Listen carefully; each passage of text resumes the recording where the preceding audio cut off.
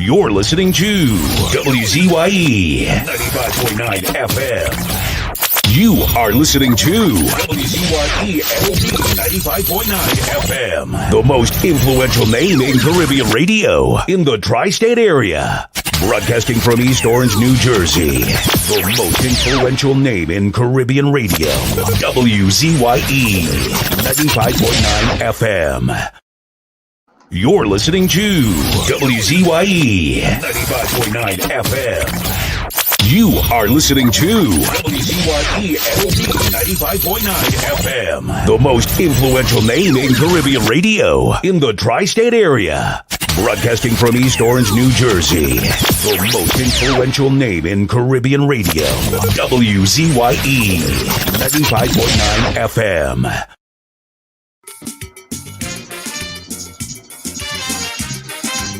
Zumba, Zumba, peace up here, faith, God bless.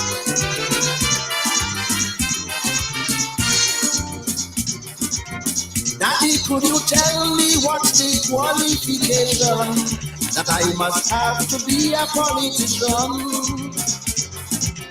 When I grow up, I want to become a famous man, like George Bush, Pandy Robertson, and Reagan. I want to be a doctor, you need a degree. I know a simple soldier must be tall with a strong body.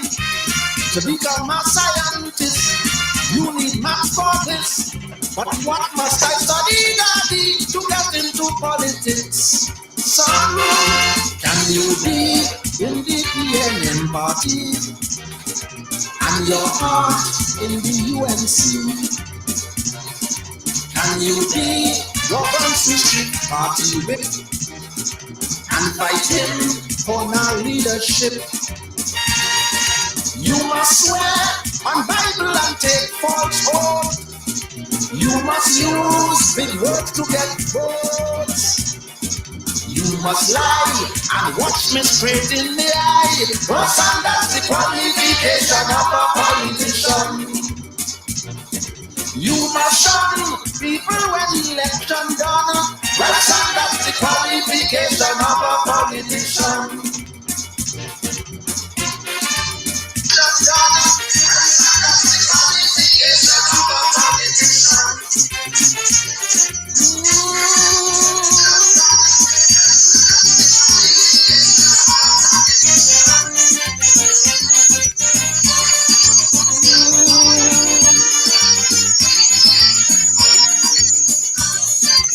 Daddy, could you tell me if to be a politician, a man must have a sound education?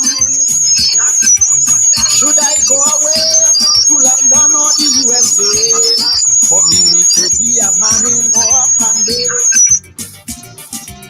I know musicians study music at Berkeley. I know good doctors study at Harvard University. The rich school did John Humphrey and Sudan study. And yeah, they did a scratch course here at the school of Woodford Square. Son, you must go to the school of selfishness and learn how to be dishonest. You must go to the school of scambishness and like Judas, learn to cheat with a kiss. You must start with your good friend Kelvin Ramnath and call him a bloody upstart. You must fool people and fool yourself in the long run. Well, son, that's the qualification of a politician. You must hate roti and yet hug up the roti man. Well, son, that's the qualification of a politician. Alright.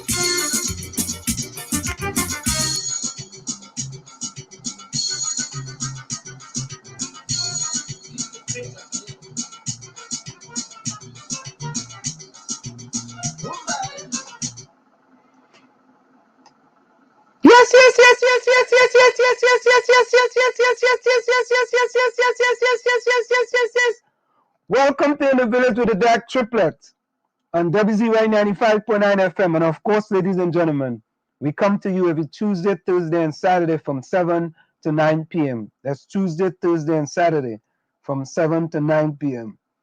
Folks, this is the first time I'm actually watching my Facebook page on Cindy. Let me say welcome to Cindy on my Facebook page. I really normally don't look at it, but you know, I always have it there. And we already have our first guest in the house already. Boy, we wasting no time tonight, boy. Wasting no time. Let me bring in Gary, the Phantom boy. You're inside. Gary. Okay, thank you. I'm still on the street here, but all right, go ahead. Yeah, Good night, man, no everybody. problem. No problem. We already have our first guest inside already. Let's bring him in, man. Let's don't waste no time, you know. This man is a very important man here when we come into the village with the Dark Triplet. Mr. Martin George, welcome back again to In the Village with the Dark Triplets on WZYE 95.9 FM. Tonight, yes, so far, good evening to you and good evening to your listeners. It's always a pleasure to be able to share ideas and views and exchange thoughts and have discussions with you guys on this show. Thank you so much. We already have inside with us. You know, some of us tonight, some people are going to be here or not going to be here. We have the Phantom with us, so we only have about 2/3 of the Dark Triplet with us, and I'm sure Tommy's going to be joining us lately. You know, I'm not sure if Diana is going to be joining us tonight. But Mr. George, what's going on in Trinidad and Tobago with the Commissioner of Police? I mean, it seemed like, you know, but let me ask this question, right? Now, did you sit on the PS, the Police Service Commission previously? Yes, I served for 9 years. I'm one of the longest serving members previously. So you kind of know about the policies and procedures regarding the Police Service Commission. Will that be accurate? Well, yes, that's accurate. Mm-hmm. So tell us from the beginning now. Who is Gary Griffith's boss? Who is his boss? Okay, the way it works, it's a strange system we have in Trinidad and Tobago, particularly when you have a scenario where the person is, taken from outside the ranks of the service. What you have is that the Ministry of National Security would normally prepare a contract. It has usually been like a 3-year contract for that individual. So the Ministry of National Security is the employer. But the Police Service Commission is constitutionally given the powers to make the appointment to the office of commissioner. So in other words, it's a strange bifurcated system whereby you have the employer on the one hand being the Minister of National Security, the Ministry of National Security, and the appointer, the body that appoints you to the office being the Police Service Commission. And similarly, the Police Service Commission is the body that can disappoint you from office. Now, where it gets interesting is when you have a scenario where the person's contract ends, because if your contract to act and to function in the role of Commissioner of Police is at an end, then the question remains as to can you then really hold that office? So I think that is what may have occurred here in terms of the end of the contract and the desire to start the process again and look, for new candidates and, open the field as such. But the thing is, it ought to have been managed much better and much, more efficiently, given the fact that you would have known from the start that this person is on a 3-year contract. So if that end of contract was of significance to your being able to either continue the person in office or having to start a new search, then you knew that timeline from in front. So there are questions to be asked. And of course, in fairness to the Police Service Commission, as it's presently constituted, they were thrown a curve by the Parliament when the Parliament enacted this hastily drafted and crafted legislation in June, which changed the process yet again. So, I mean, you can understand the dilemma they themselves would have been facing in that regard.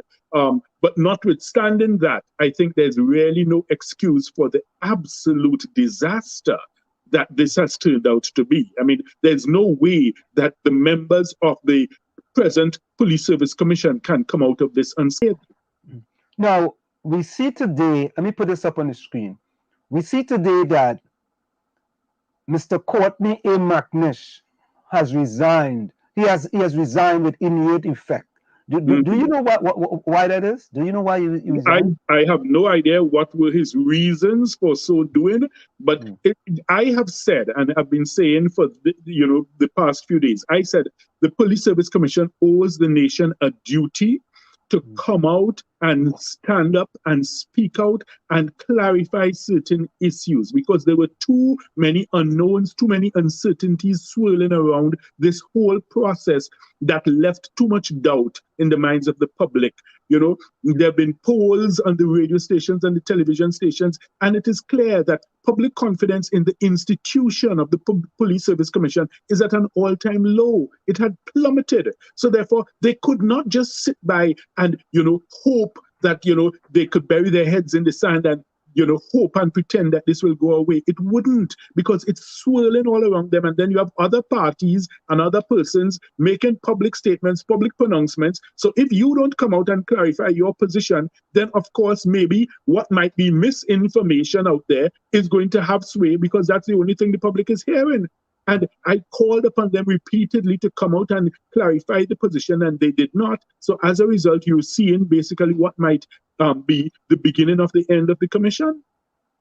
Well, let's just say, for example, right, and Gary, you can jump in whenever you want. Let's say I'm listening. The Police Service Commission, right, has decided go through all the candidates, and Gary Griffith is the one that was selected. And then from there, does it go to the Prime Minister, or what is the process? So what they have to do, they have to create a short list of candidates, all right, and they would then send that to the President. The President then in turn would send the first nominee, the top candidate, to the Parliament for it to be debated. Now, remember, the legislation had been changed and the Constitution had been amended in order to allow for the removal of the prime ministerial veto. If we recall our history, you will recall that prime ministerial veto was famously exercised by Prime Minister Manning, as he then was, when he vetoed the appointment of Stephen Williams as the Commissioner of Police. So you had a scenario where Stephen Williams had been selected and he had been chosen as the top candidate, and that went to the Parliament. And Prime Minister Manning then exercised his prime ministerial veto, and he blocked the appointment of Stephen Williams as Commissioner of Police. Any reason for that, sir? Is there any reason you have any idea? If you can find Mr. Manning, you can ask him that. Yeah, I'm just saying if you had an inclination, because I saw Mr. Williams acting, and they keep refusing to give him the position. Right. Yes. I will not condescend to particulars at all. As I say, Mr. Manning may be best suited to answer that question. So the thing is, there were clamors and complaints from the public and from the opposition that, look, this gives too much power to the Prime Minister, and it allows basically for the Prime Minister's pick to be the choice. So they changed the legislation. But there's not really that much of a significant change, because all it has now made it is a parliamentary majority. So in other words, whoever is in government, you can use your parliamentary majority to get who you want or to reject who you don't want for the position. And that's exactly our scenario now in Trinidad and Tobago. So that's how it is in terms of who determines that. So when you have the names going forward to the Parliament, it's voted upon, and I guess whoever has the majority will prevail. So at the end of the day, right, the Prime Minister is the ultimate decision maker as far as the Commissioner of Police is concerned. Well, the thing is, I want to be very careful in that the prime ministerial veto has been removed. But the point is, if the Prime Minister is in control of his Parliament and is in control of his members of the House of Representatives, then effectively, I guess, whatever the Prime Minister would tell them in terms of, okay, yes, this is the one we're supporting or this is the one we're not supporting, I guess that may hold sway. But on paper and as the legislation goes, the prime ministerial veto has been removed. But his cabinet has the power. That's right, yes. And whoever has the majority in parliament. So, Mr. George, if you sue your employer, right? So the police commission service is partially Gary Griffith employer. Would that be an accurate statement? That's not accurate. That's not accurate. Okay. The employer is wholly and solely the Ministry of National Security. Okay, so the Minister of National Security is solely his employer. The ministry. So, the ministry. The PSC is the administration in charge under the National Security. Right. Yes, that's a nice way of putting it. Yes. And so why would you have a beef with a person who is in charge of the ministry, who is your employer? Well, I mean, those are questions you should ask Mr. Gary Griffith. But I can't answer for him. but if you feel that you're being mistreated or ambushed or being forced to alter your position that you feel that you have the right to hold on to, I think it's your right to take action. Well, of course, and everybody's, I mean, as I always tell people, the doors of the courts are open to everybody, I mean, whether you have a good case, a bad case, whatever, the doors are open for you, But the point is, I guess one would always try to think things through to the end, in the sense that you don't, if you use an analogy in chess, you have to be careful of the poison pawn. Because something that may look attractive at the start may end up being your downfall and to your detriment. So if it is that in the ultimate, the decision lies with those who control the parliament in terms of who has the majority. Then, of course, if you start off by picking a war or a fight with them, sometimes, politicians remember these things, and when they have to vote on who they're choosing as the candidate, they might remember those things. So, it's a matter for you to decide how you pitch your battle. Well, I think it could be in terms of he's showing them that he's not going to go down without a fight, and he's going to stand up to them. No, I mean, there's nothing wrong with that. As I said, the doors of the court are open for all. I suspect, and I suspected this would happen. I also suspected when he went to that position that he was going to get, he was swimming among sharks, barracudas, and alligators who would try to ambush his mission to transform the police force and get certain things done. But guys, do you have any evidence of that? Listen, there's a lot of things happen, and Mr. Griffith himself will be able to explain that better. But I'm telling you, we've seen on the public domain where police went out and do their own thing, right, and create a day of a traffic stop and all this kind of havoc without the police commissioner knowledge, and they did a lot of things. I mean, a lot of it, we cannot discuss it here because of the legalities involved. But listen to me. There was a reason why Gary Griffith was sent into the police force, where he was the choice, why we supported him, because the objective was to bring somebody from outside who is not part of the clan in there, or the get along gang, like Ansem like to put it. But I'll just give you one clarification on that point before I go. And gentlemen, you will have to excuse me because I'll have to leave very shortly because I have another interview to do with the television station. But on that point where Gary was just saying that his namesake, was brought in and chosen and stuff like that, that is not quite so accurate. Let's remember, when that selection process was completed, the last selection process, Gary Griffith was not the top candidate. He was not the second choice. He was not the third choice. He was the fourth choice on that list. And what happened is that the first choice was sent to the parliament. The government impugned and sought to discredit the process whereby that name was chosen, and they rejected it. The second name candidate was submitted. The government rejected it. The third name candidate was submitted. The government rejected it. And it's the fourth named candidate that they chose, which was Mr. Griffith. So let's remember history correctly. I always like to tell people, it's good to be not just a student of law, but a student of history, because sometimes when we look back, we recognize that there are inaccuracies that are being portrayed and bandied about the place. But if you look to the records, you will find out what is the true story. Right? And the fact is that his was not the first name on that order of merit list. He might not be the first name on the list. Thank you. No, just now, I have to thank you because unfortunately I have to exit. It's always nice chatting with you guys on the show, and hopefully next time we can have a longer discussion on the topic. Thank you so much, Mr. George. We appreciate it. Always a pleasure. Thank you very much, sir. Thank you. Thank you. Okay. And so there you have it, folks. Mr. George just joining us for a short period of time there. It's really appreciated. So we couldn't get your questions in. So Gary, that's a revelation, man. Well, listen what I'm saying. I did not know that.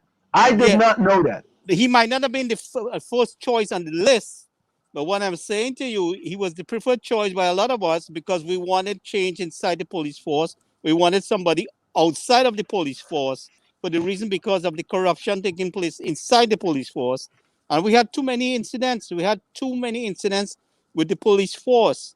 In performance, in betrayal, evidence gone missing, witness gone missing. We've seen suspects killed. I mean, they still try to do their own thing, even under Gary Griffith. They still try to do their own thing, but there were too many issues. There was a long list of issues with the police force. So we really wanted somebody from outside to transform the force. But apparently, it's not a one-man job. Even though Gary made a big effort. I think we needed an administrative change. That is my point of view. That is my belief. That's my recommendation.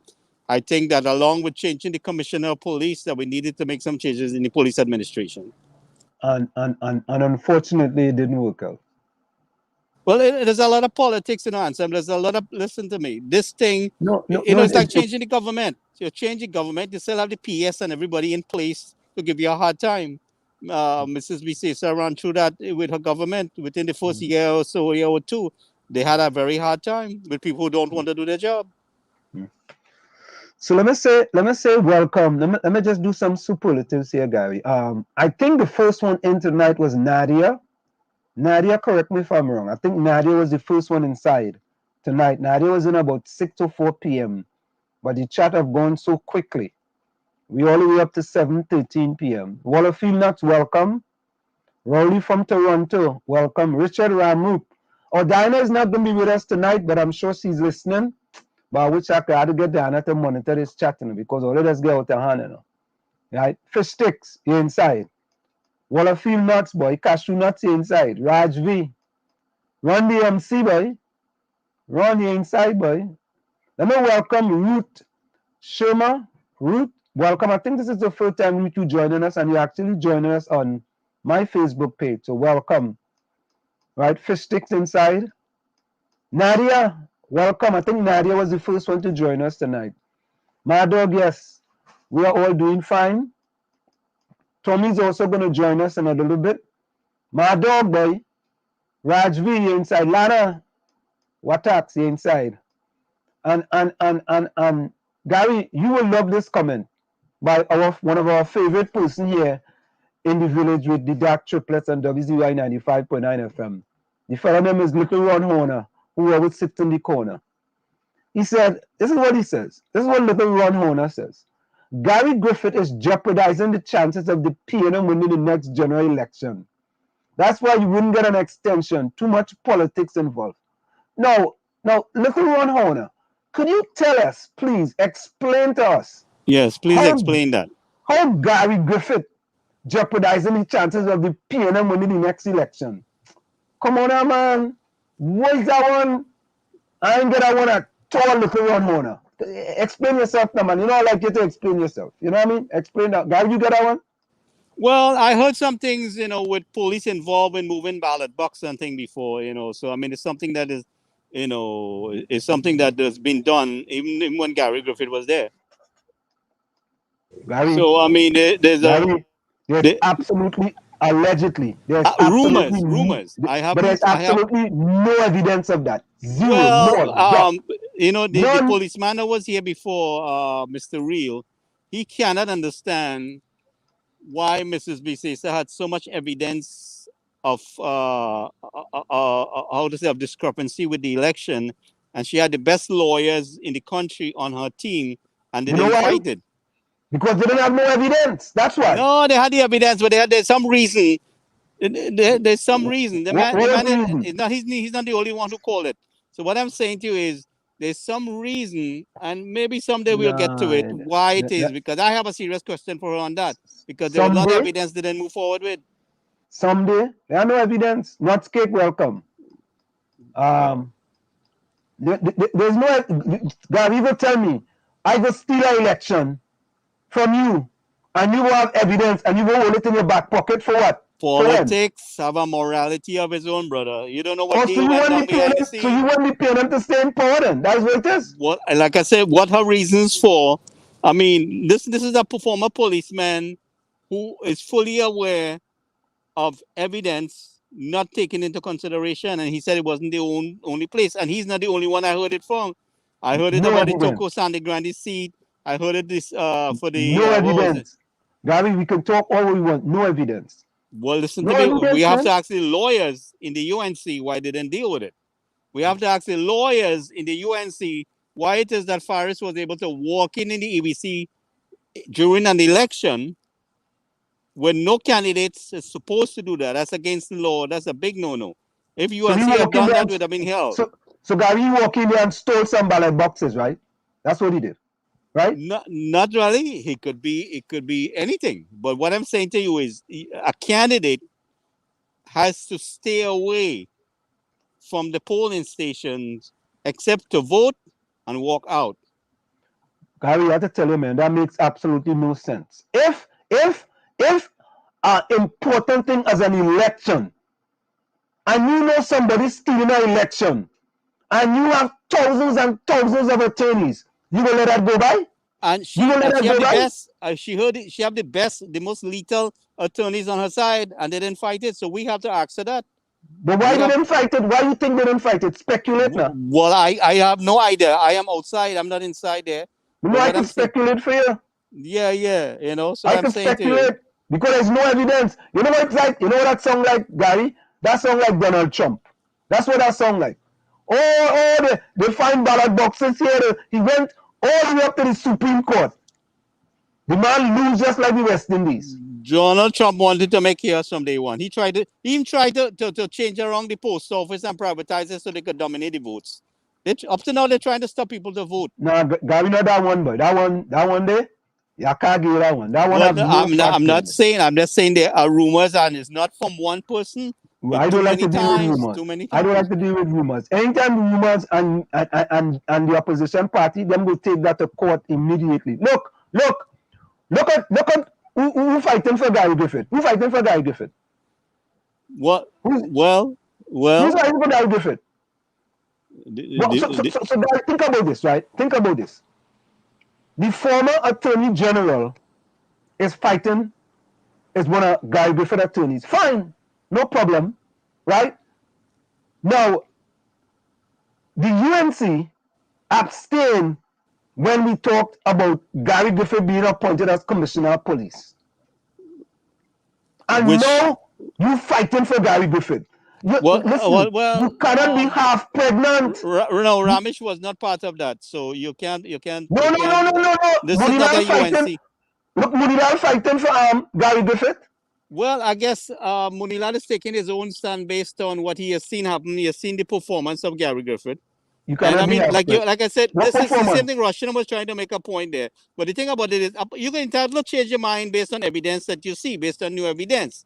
So, I mean, for whatever reason, they abstain, which I totally disagree with, and we discussed it with Mr. Perry, and we want to send a clear message to Mrs. Bisesa that this is something that we, the people, find unacceptable, and we want a plain yes or no. Put aside I know it's hard for them, but put aside the politics about repercussions. Stand like a man, stand like a true leader, and say yes or no. This is what we want.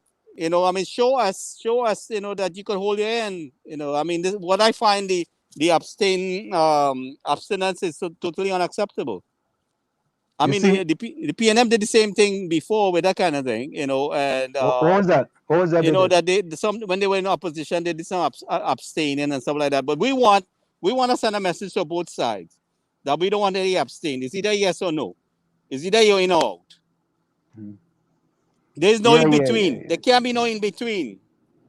Well, the man explained it to us. When the leader comes, it's the Westminster system, and you basically follow whatever the leader wants. Everybody. Yeah, but what I'm saying to you, we the people. This is where we the people have to step up and send a clear message to these politicians that what they're doing is totally unacceptable. You're representing us. And your decision we strongly disagree with. And we want you to change that course of action. It's either yes or no. There is no in between. We want to send a message to her. They might not be able to do that. But the voting population can stand up and say that is unacceptable. We are not going. You don't control us. Maybe you control your team there under you, but you don't control the population. Yeah. But not skate. Not see. You're right, The man was but this is our revelation, boy. This is our revelation. Gary Griffith was not the first choice. He wasn't the second choice. He wasn't the third choice. He was the fourth choice. Oh, Lord have his mercy. It was the government choice. Gary, all I'm saying is that there were 3 people better than Gary Griffith. Better in what aspect? Better in what aspect? With grades? If you go to the Olympics and you come fourth, you ain't getting no medals. None. 0 note. The man even got a medal. The man is out. Fourth, boy. You could go for a job and a person have all A's and you might have a little bit lower grade, but you might have something to make up for that lower grade that could get you the job. This happens all the time here in the U.S. So, I mean, when you go to a college, they don't look at your grades. They look at your sports, your performance, your this, your that. What social activity you was in. Yeah. They don't just grade you on your grades and give you something because of your grades. You don't get accepted in a college just because of your grades. Your social activity plays a big role. So a lot of things take into consideration. So, like I said, Gary Griffith was my choice. And a lot of us, our choice, because we wanted somebody outside. We wanted somebody we think who had the drive to make a difference. And we saw him out there on the ground. I agree with you. Gary Griffith was my choice too. Lana says the government takes who they want as commissioner of police. Gary Griffith was my choice too. Until he started to do all them things that he was not supposed to do. Extrajudicial killing. And then when I went into the numbers, what are the numbers? Let me say this. I'm going to say it again. The only improvement under Gary Griffith was a perception of improvement. That is it. No, man. That is it. There's a lot of things. There's a lot of improvement. Let me tell you something. The business Gary people are safer in the country. They feel much safer under Gary Griffith. There were so many robberies taking place. There were so many kidnapping taking place. I mean, Gary Griffith had to do what was necessary. Under who? What kidnapping under who? So much of kidnapping under who? Under Philbert. Philbert? You talking about under Williams was before Gary Griffith. Under Mr. Williams too, there was happening. Major things were happening. The gangs were ruling. Gary, no. What do you mean now? This what they call it? The Muslim and this one and that one. Let me give you the statistics now. Let me give you the statistics. In 2007, there was 155 kidnapping in Trinidad and Tobago. 155. When Stephen Williams came in, I can't no brief for Stephen Williams. This is the facts. I like to deal with facts. Because I remember my mother always tell me before I get married, a liar has no memory. So if I make something up, under Stephen Williams in 2013, kidnapping was down to 3. 2014, 2. 2015, 3. 2016, 0. 2017, 7. 2018, when he leave, was two. And change the government. Change the government. So, wait, You know so change of government has to do with kidnapping too. What was happening under the PNM, and what was happening under the UNC under Gary Griffith as security advisor, and then eventually Minister of National Security. There was a lot of things in play. It wasn't just the police force. Gary, in 2010, there was 10 kidnappings under Dwayne Gibbs. 10. In 2011, there was 2. In 2012, there was 5. 2013, there was 3. 2014, there was 2. But you saw a lot of. Stephen Williams had 2 years under the People's Partnership. Okay. Come on, man. But it was not just him alone. There was a national security team that was making a difference. It wasn't just him. There was certain support being provided by the Ministry of National Security. It was the police force had a certain amount of support. Gary, the Commissioner of Police, Gary Griffith, as a Commissioner of Police, was part of the second and third highest murder rates in the history of Trinidad and Tobago. Because we had a gang war going on. We had a gang war going on in the country. He was able to suppress a lot of that. He was able to suppress a lot of the gang activity. He was able to suppress during his term. There was shootout over turf, shootout over box ring contract, shootout over the simplest things. You're my partner, Vonnie Roberts. Anselm Hines is the best choice for COP. You see how nice Lavantil is? Vonnie, all your good, yes? Look, F sticks. Under UNC, less murders, a lot of protests. PNM, a lot of murders, 0 protests. Where you get that from? Right? Where you get that from? F sticks? Or my dog say World Trace? But not a dog. Damn dog back on the rollie right now. I think the country is at its best because there is no disagreement. Many people seem to be happy.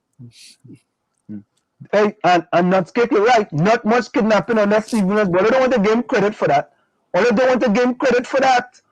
All I could say is he was a weak commissioner of police, and I asked him the question. But you got to give credit where credit is due. Right? Now, in 2020, we had 396 murders. 396. Right? Yeah. So Gary, I'm asking you the question. 396. Should we give Gary credit for those reduction in murders? Or should we use the pandemic as part of the reduction in murders, the pandemic and the state of emergency? Well, there's a lot of things into consideration, so we really can't really judge it, in that context. We have to look at the actual circumstances surrounding each incident. So I wouldn't say, you could judge one thing with the other. Yes, the pandemic was able to restrain the SOE. The actual SOE, which is not too long recently, this is only we're going to another 3 months, which was not that too long. So, I mean, it didn't stop too much at the killings before that. I mean, we see some of it still happening, so, I mean, it's really hard to judge. But you cannot judge statistics just by numbers. You have to judge the circumstances surrounding the statistics. Like I tell you, these guys decided to turn up the heat on Gary. Gary was the big enemy for the criminals. Gary, but I don't understand this. No, I'm seriously, I'm trying to understand this. How Gary could be an issue for criminals? So they don't because they know he coming for them. They know he coming for them. So they're gonna murder people because he's the commissioner of police. No, they decided to show him that he can't stop them. They so wanted him in the police force. Even the police force, they wanted to show him who is boss. So they're gonna murder people because they want to show him who's boss. Queen, you're so right. A liar always change their lies because they don't remember. I mean, look. One time, Gary Griffith saying, the Minister of National Security say call him. The next thing, the Minister of National Security say he call him and he put him on speakerphone. Allah has no memory. You don't remember, so you was make up stuff. You think Gary Griffith lying or Fitzgerald had changed his tune? I don't know. I think Fitzgerald had changed his tune because he get confronted. You see, you don't have the facts, but you feel Fitzgerald and change his tune. That's my opinion. Well, okay, that is your opinion. Because, like I said, because he get confronted with it. That's how the government is. They either misspoke. There's a lot of time they misspoke and they have to correct the spoke. Gary, this little run owner. Here's a statement. I've seen a lot of the government misspoken before, so I mean nothing is new. So Gary don't misspoke. Only the government has misspoke. Well, listen, listen. I'm working on. I mean, I guess maybe because of the legal case now, it might be a little difficult to get Gary to say anything. Nah, Gary Griffith ain't coming nowhere. He ain't coming nowhere. So listen, little round horner. Anyone jeopardizing the P&M chances of winning the 2025 election will be fired forthwith. Starting with Gary Griffith and Walt Trace, who's me, is in total denial. Hey, little round horner, you funny too bad, boy. Hey, Ellis, welcome, boy. Ellis, I ain't hear nothing from you, boy. Yeah, Ellis say, I feel safe on Wall Street. P&M only hate Guy because he challenged Rowley. Ellis, what he challenged Rowley for? Back then? Is that what it is? Ellis, add a little bit for me now. Help me. Richard Ramroop say, that's why Rowley can't remember. What is supposed to be? Well, what? I think the PNM thought they could get Gary Griffith to prosecute or to help prosecute Mrs. BC for something, and it didn't work out in their favor. That's why they give him. Gary! Oh God, man! Oh God, that's a leap, Gary. The big email scandal, the big email gate scandal, right? It turned out to be a hoax, right? No evidence. After all the investigation with Google and everything, no evidence. Email gate. I'm bringing up email and gate. And they accuse the government of trying to kill, certain people. I can't remember the details, and all kind of accusation. But all the accusation that Dr. Rowley make up to this day, he can't prove it. Gary, you going all the way back there, boy? I'm just telling you. I'm telling you. So these politicians. So Gary, therefore, if you want to go back, if people decide they want to blame Kamla Prasad Desessa 6 years ago, right? Then they could do that. But I'm not into that. I'm not into going back. If there's a particular topic and she's responsible, fire away. I am not going to excuse her if she's responsible. If there's some evidence that she's responsible, I said bring it forward. Don't hold back. This is one program here. You could say it as it is. We're not restricting anybody. If you have evidence, say it. We're not holding anybody back. So Richard Ramroop, you want to implement a new law, right? Richard says, let Rowley at the public vote to see if he won back GG. So if the public won back Gary Griffith, right? The Prime Minister should bring back Gary Griffith, and not based on his work and things that he have done. Oh God, come on, man. Why? And if we just vote for the sheriff over here in the county? No, we don't have that kind of policy. No, that's what I'm saying. So we picking and choosing what we want in Trinidad. No, but listen, they're following the policy. The policy, it doesn't matter which government is in power. That's what they're following. So all of a sudden we want to change it. We want to change it now. We want to change it on the fly. Let me change it. So PNM changed the policy just in the process to select Gary Griffith. And then they just change that. A brother who was just here with us was explaining how they changed with the Prime Minister who don't have the authority to veto the choice. But yet his cabinet can enforce the choice by his instructions. But Gary, at the end How of the much of day, a change is that? but Gary, at the end of the day, if I have a majority in cabinet and I ruling that majority, you could take whatever you want from me. But if I tell them, just as how Parry came in here and told us the reason why they abstained, they were following what the leader tell them to do. They Yeah, said the well, Westminster system. So yeah. if the leader tells you, we are voting no, you will say, nah, But forget about exactly. But that. what I'm saying to you is, I sent back a message to Parry to tell the leader that we don't like that choice to vote yes or no. No, And but we the people, go still vote accordingly, Gary. Them yeah, fellas but ain't listen to voting me, against you. Trinidadians have to rise up and stand up against these politicians when they don't like No, something. that's why we played the song at the beginning of this, at the beginning of Nah. the thing by Chalk Dust. Ellis, what I lie about? Ellis, I have no problem in telling Mrs. BC say if I disagree with she. I never had a problem telling she. I'll tell she straight out. Before she was prime minister, while she was prime minister, I tell her straight out whether I agreed or disagreed. I didn't hold back. It's the same thing when Hawaii tried to pull this stunt with the taxes. I called him all kind of PNM finance minister, and they shut him down quick. yeah.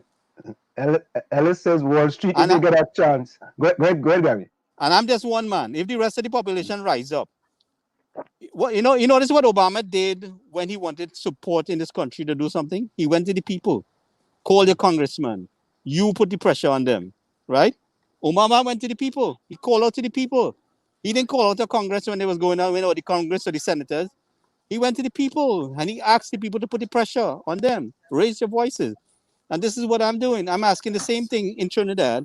And I'm telling the people, you don't like something, you disagree with it, raise your voice and bombard But, the Gary, senators, the MP, this one. but Gary, don't just raise your voice when your party is in opposition. No, I'm talking Raise your voice when your party is in power too, because I raise my voice.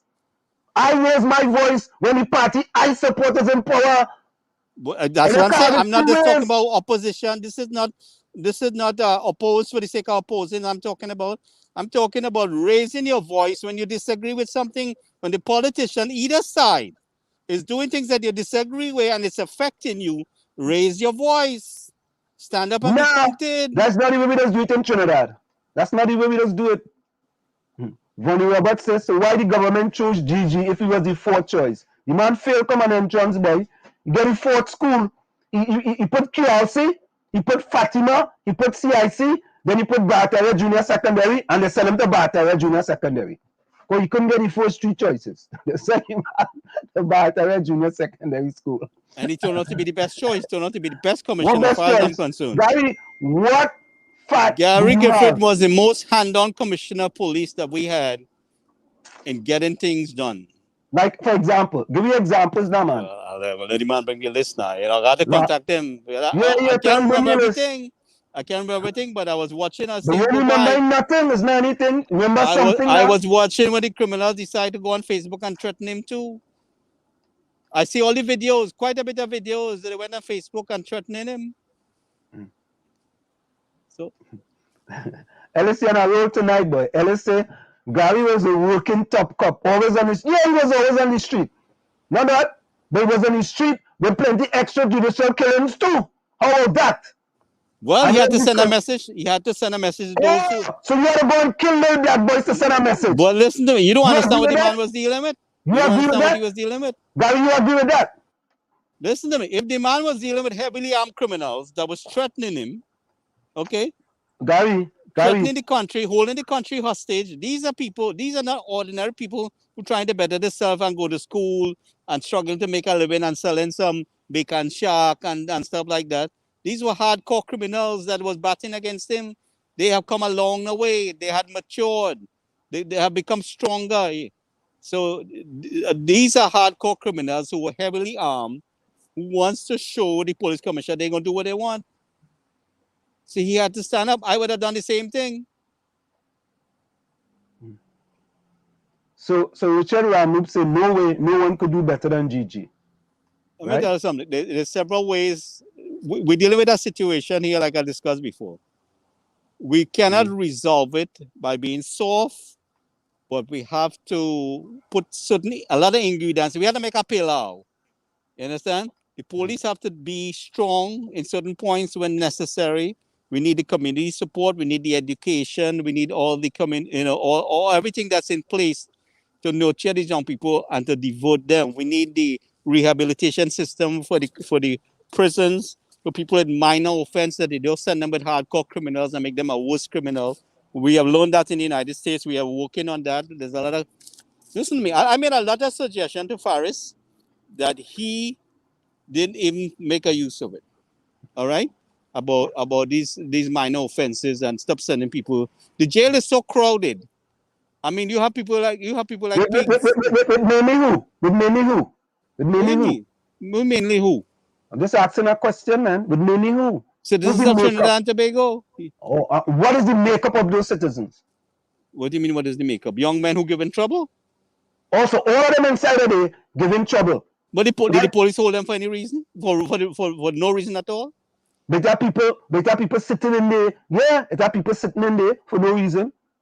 Look how much people that get cleared, people up here be charged for murder, and 20 years later they set free and they never committed the murder. So we have seen that. We have seen this in this country here where the decision was made hastily based on race and different things. A lot of bias in the police force. We have seen that. We have also seen in Trinidad and Tobago where, I mean, people are doing stuff and the police either cannot make the case because they fail to collect sufficient evidence, or the evidence get destroyed in where it was in the holding area. A lot of evidence went missing.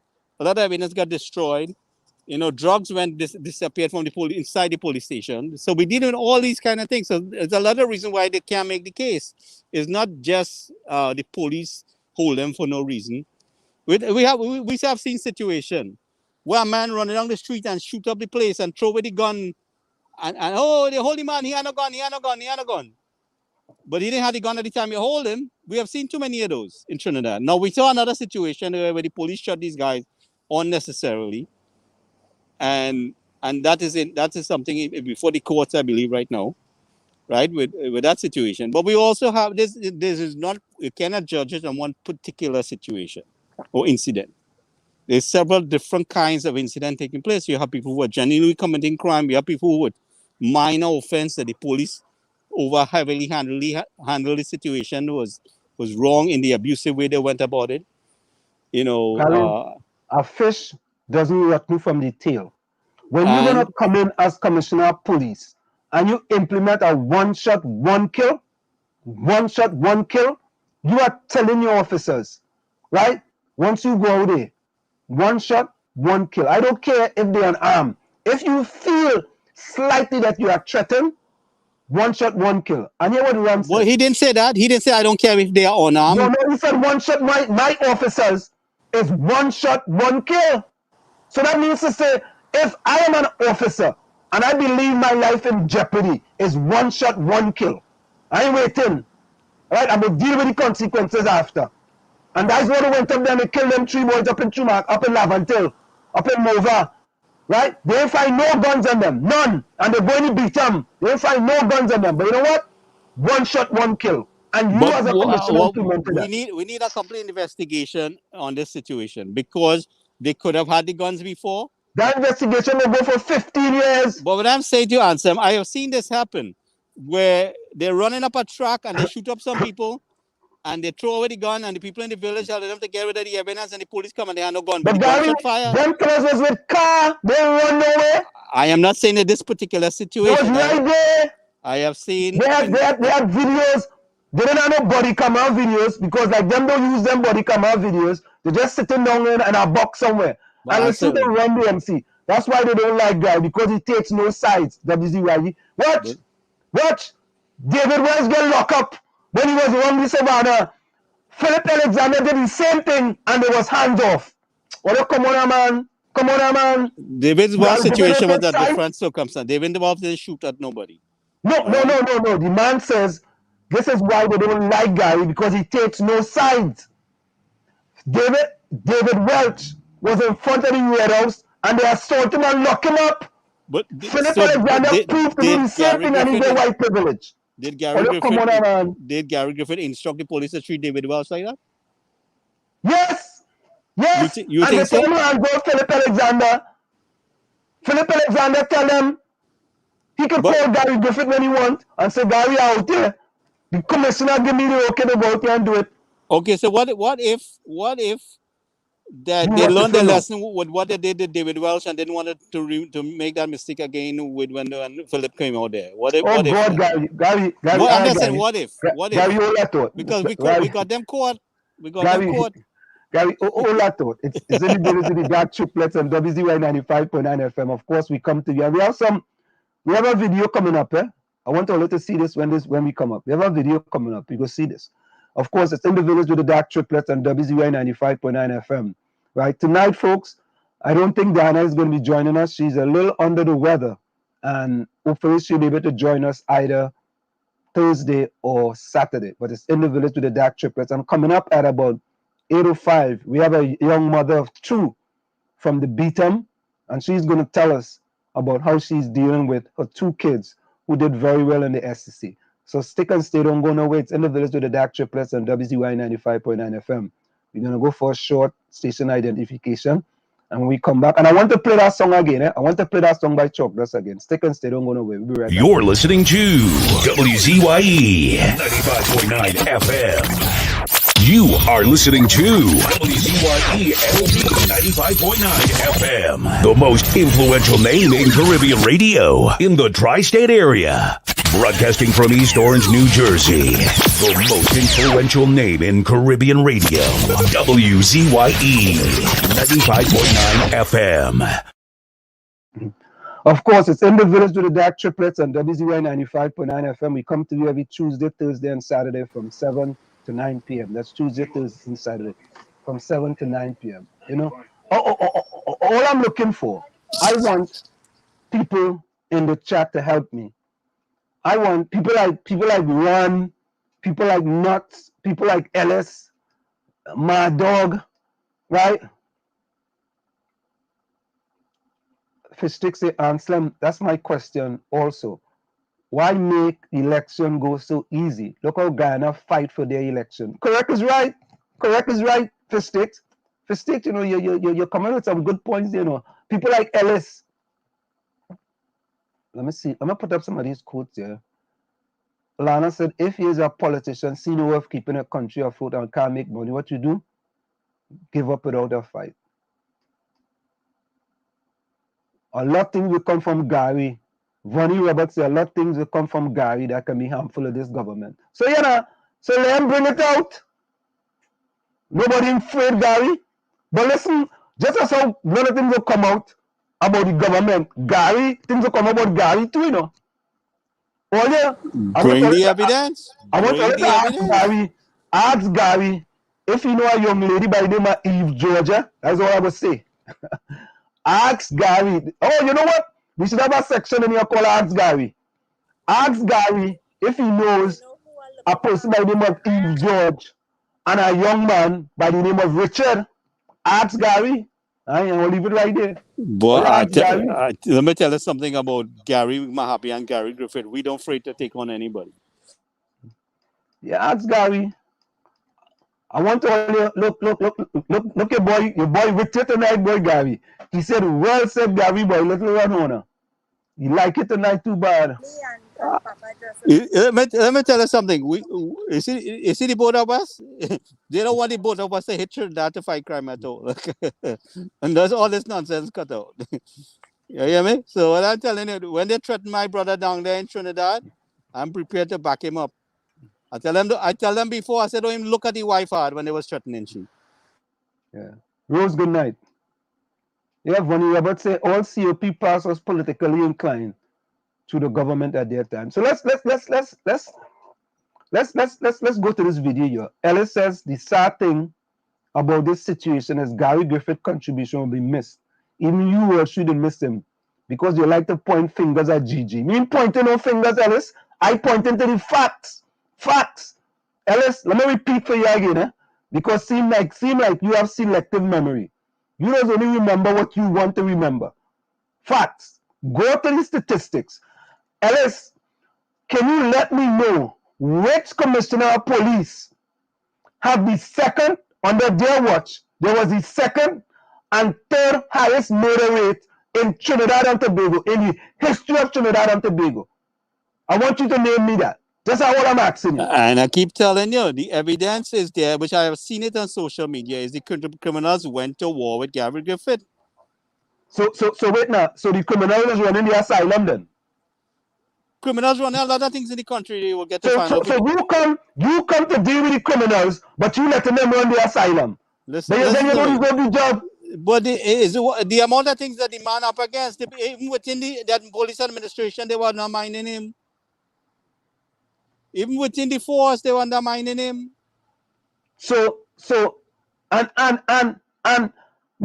I will play the next one for the man to say, if he come, and let me play this. Let me play this. Listen to this. Has said, how could the president not be concerned? And that President Paul Emile Weeks hopes that any disharmony is resolved by a majority decision of the commission. The correspondents explained, however, that while the president appoints members of the Police Service Commission, they don't answer to her and she cannot direct them or interfere in their work. Now, meanwhile, Gary Griffith's legal action against the PSC has taken another step. After failing to respond to his attorney's letter to reverse his suspension on Sunday, they have now applied to the High Court for an emergency judicial review application which seeks to review the decision of the Police Service Commission to suspend the acting top cop. The attorneys say the action of the PSC was unfair and in breach of natural justice. In their application, they are hoping for interim relief from the court so that Griffith can resume his position of acting police commissioner pending the final hearing of the court. Now, we reached out to the Police Service Commission's chair, Ms. Bliss Prasad, and we asked her, among other things, to respond to accusations that said PSC members were split on the decision to suspend Griffith, but all calls and messages went unanswered. But Griffith today maintained that this is a witch hunt and said the plot now involves senior members of the police service who are not only against him being their boss, but would like to put him in handcuffs as well. They're doing every single thing possible to find anything as remote as it could to try to link me to something, which they can't find. And that's why they need me out of office so they could continue in their plans to see what they could find or do to have me arrested. Once I'm arrested, it will automatically give the PSC the excuse to say, well, we can't send his name forward to the president. CNC3 News also obtained this WhatsApp message purportedly sent by a police officer, which boasts that slapping cuffs on a police commissioner would immortalize the arresting officer in this country's history. Griffith said they are trying to pin anything on him, and he questioned the timing of investigations into TTPS legal director Christian Chandler and the raiding of his assistant's home. He said this has him wondering exactly how many innocent people are being framed by corrupt police. What I intend to do when I get back in office is start doing a comprehensive report from speaking to the association and start getting reports of these officers who continue. We get reports of officers who may frame law-abiding citizens. Lord have his mercy. Well, wait now. Did I hear that fella just say when he get back in office? So after the past 3 years, what about the past 3 years? Police wasn't framing people. So only when you get back in office, well, forget it. It's history anyway. But when you get back in office, you are going to deal with police officers who framing people. So further to people we now know, under Gary Griffith watch, police officers was framing people and Gary Griffith wasn't doing nothing about it. Under Gary Griffith watch, police officers was framing people and Gary Griffith was looking in the opposite direction. You don't know that, The man said it, indirectly. Right? Indirectly. And listen, the fellow went even further than that, Watch. He said there's a Burroughs type plot against him. The man invoked random Burroughs, boy. But that is true. The man is lying. See, I was telling you that. The man bring the man back from the dead, boy. Boy, Gary Griffith, he is the best. You invoke Randolph Burrows, boy? Eh? Nah. But only the sad part, the man is now a civilian, though. I'm saying Gary Griffith is now a civilian and has no power.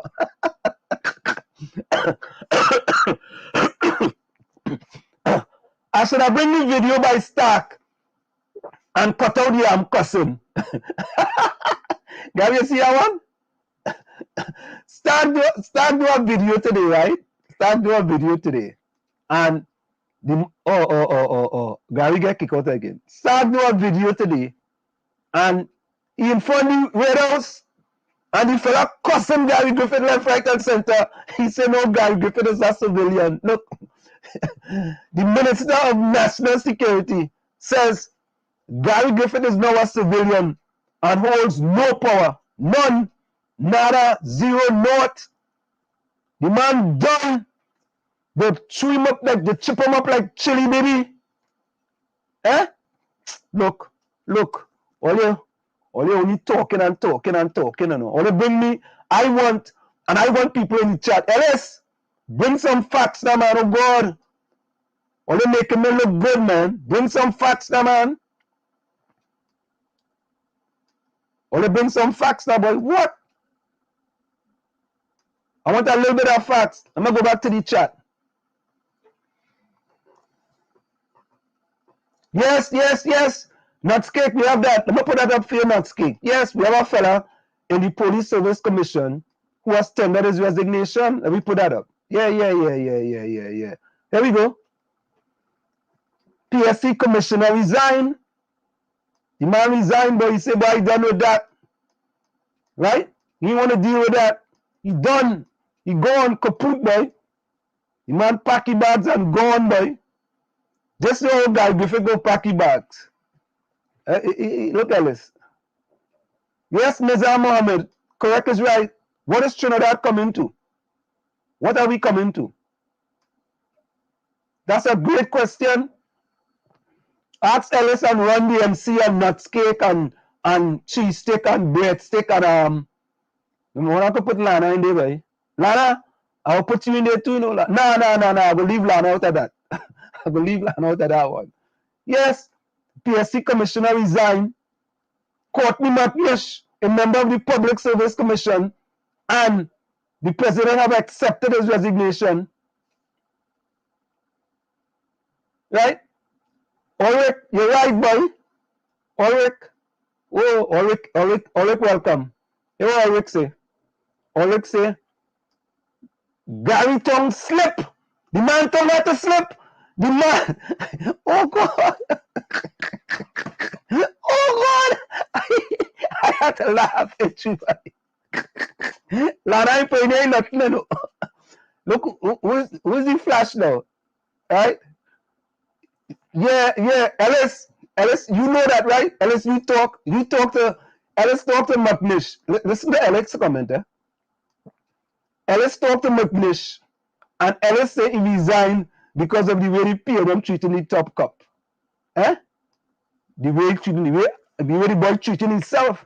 You will go and sue the Police Service Commission. You go talk to the Minister of National Security like if he's your friend, right? The man is your boss. Come on, man. Eh? The man is your boss. All right. Yeah, boy, Gary tongue slip. Yeah, Fistick, I like this one. Fistick say what? True. Richard, true, eh? A lot. The commissioner doesn't know what happened in the police station. No, you don't know. Them people framing people. Ellis say, Wall Street, you can't handle facts. What facts? I ain't bring no facts yet. Wait now, who is Flash? All you know is Flash? Flash has something like Rowley. Has something like Rowley. Susan Hospitalis, welcome. Where are you joining us from, Susan? Welcome. Wait now, Ellis say, Wall Street, you're better. Is that where Jersey you're wearing? Keith is the best Wall Street. Hank should be ashamed to open his mouth. You like my shirt? I say that Trini a patriotic. Vonnie Roberts, how you know the PNM wives getting big contracts? Yeah.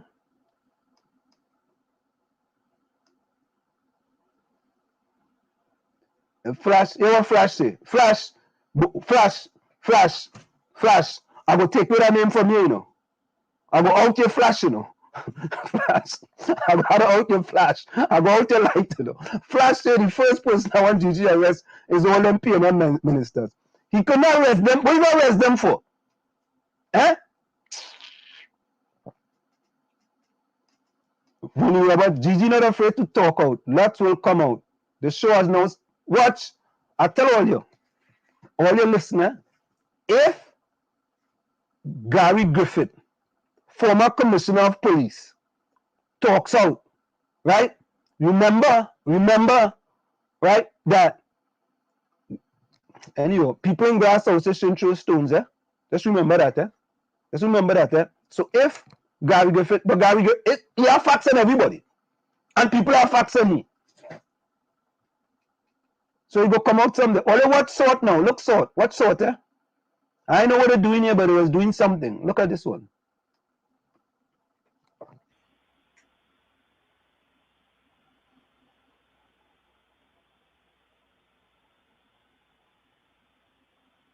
How much men you need to do a raid, boy?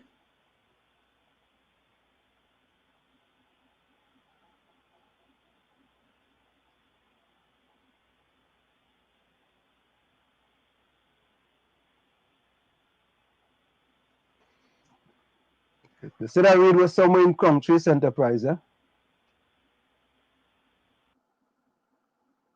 Somewhere in Countries Enterprise. They are a big raid, boy. I had to play that song by Chalky again, yes?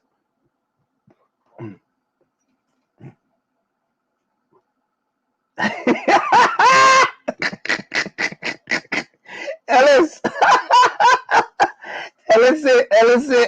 Ellis say, when you come back to Trinidad, you Wall Street, I wish Gary get the contract in you and come in the airport to lock up your tail. Well, Ellis, I'm sorry for you, boy. Cancel Christmas. It's over for Gary Griffith, boy. Cancel Christmas. It's over. Done. Capiche. I'm going to bring back Gary in here. Oh, we have our next guest inside the village. Okay, all right. Let's bring in our next guest in the village. I'm sorry. Hello?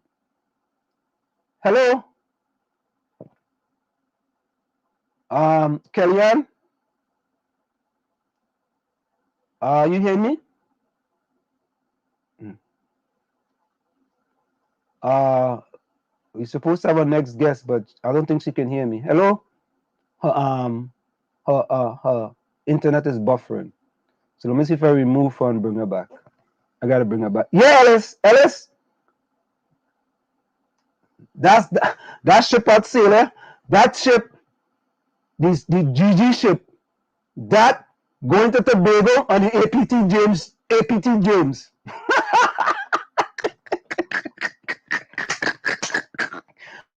Oh God!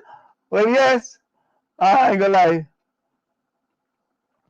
Yeah, that like the APT James when they're going back to Tobago. Yeah? Boy. What is that?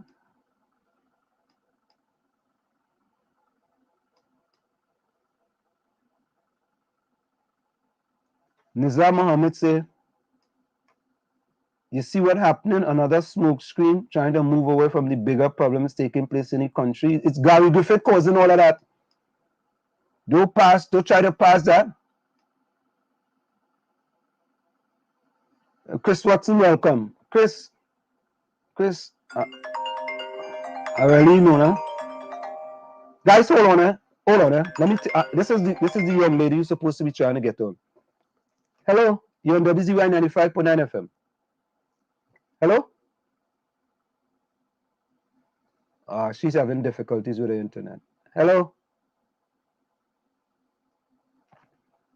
So, folks, as we continue Village with the Dark Triplets on WZYE 95.9 FM, we're trying to connect with a mother who lives in Beetham, and her sons have been very successful in the SCA. She went away. Have been very successful in the SCA, and we're trying to bring them on for her to tell her story here in the Village with the Dark Triplets on WZYE 95.9 FM. Yeah, so Nizam say, yeah, boy, Nizam, tell Gary Griffith, boy, Captain, the ship is sinking. Captain, the seas are rough.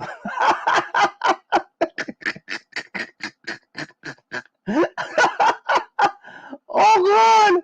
Yes, the ship sinking, boy. Gary Griffith gone, boy. Oh, I like Gary Griffith. You see, I don't like to face up to facts, you know. I only like to deal with facts. Right? I don't like to deal with facts. Annette, welcome. Thank you. Yeah, I'm seeing you backstage, but let me see. Let me see if I can bring her into the stream. Once I bring her into the stream, you know, I like calling too bad, you know. Rowley, let me pop your coat. Let me pop your coat. Yeah, it's Gigi Foley internet not working, so your guests can't come in. You see? All you know what happened? Nuts Cake and Run DMC and Cheesesteak and Wallafield Nuts, all of them, all they go on, all they block the lady internet and she can't come into the village. That is what all they do. All they do that. Lana wouldn't do that. Lana would not do that. All right, I think now she's got it. Hello? Can you hear us? Can you hear me now? Kellyanne, can you hear me? I'm seeing you, Kellyanne. Kellyanne, can you hear me? Unmute your mic.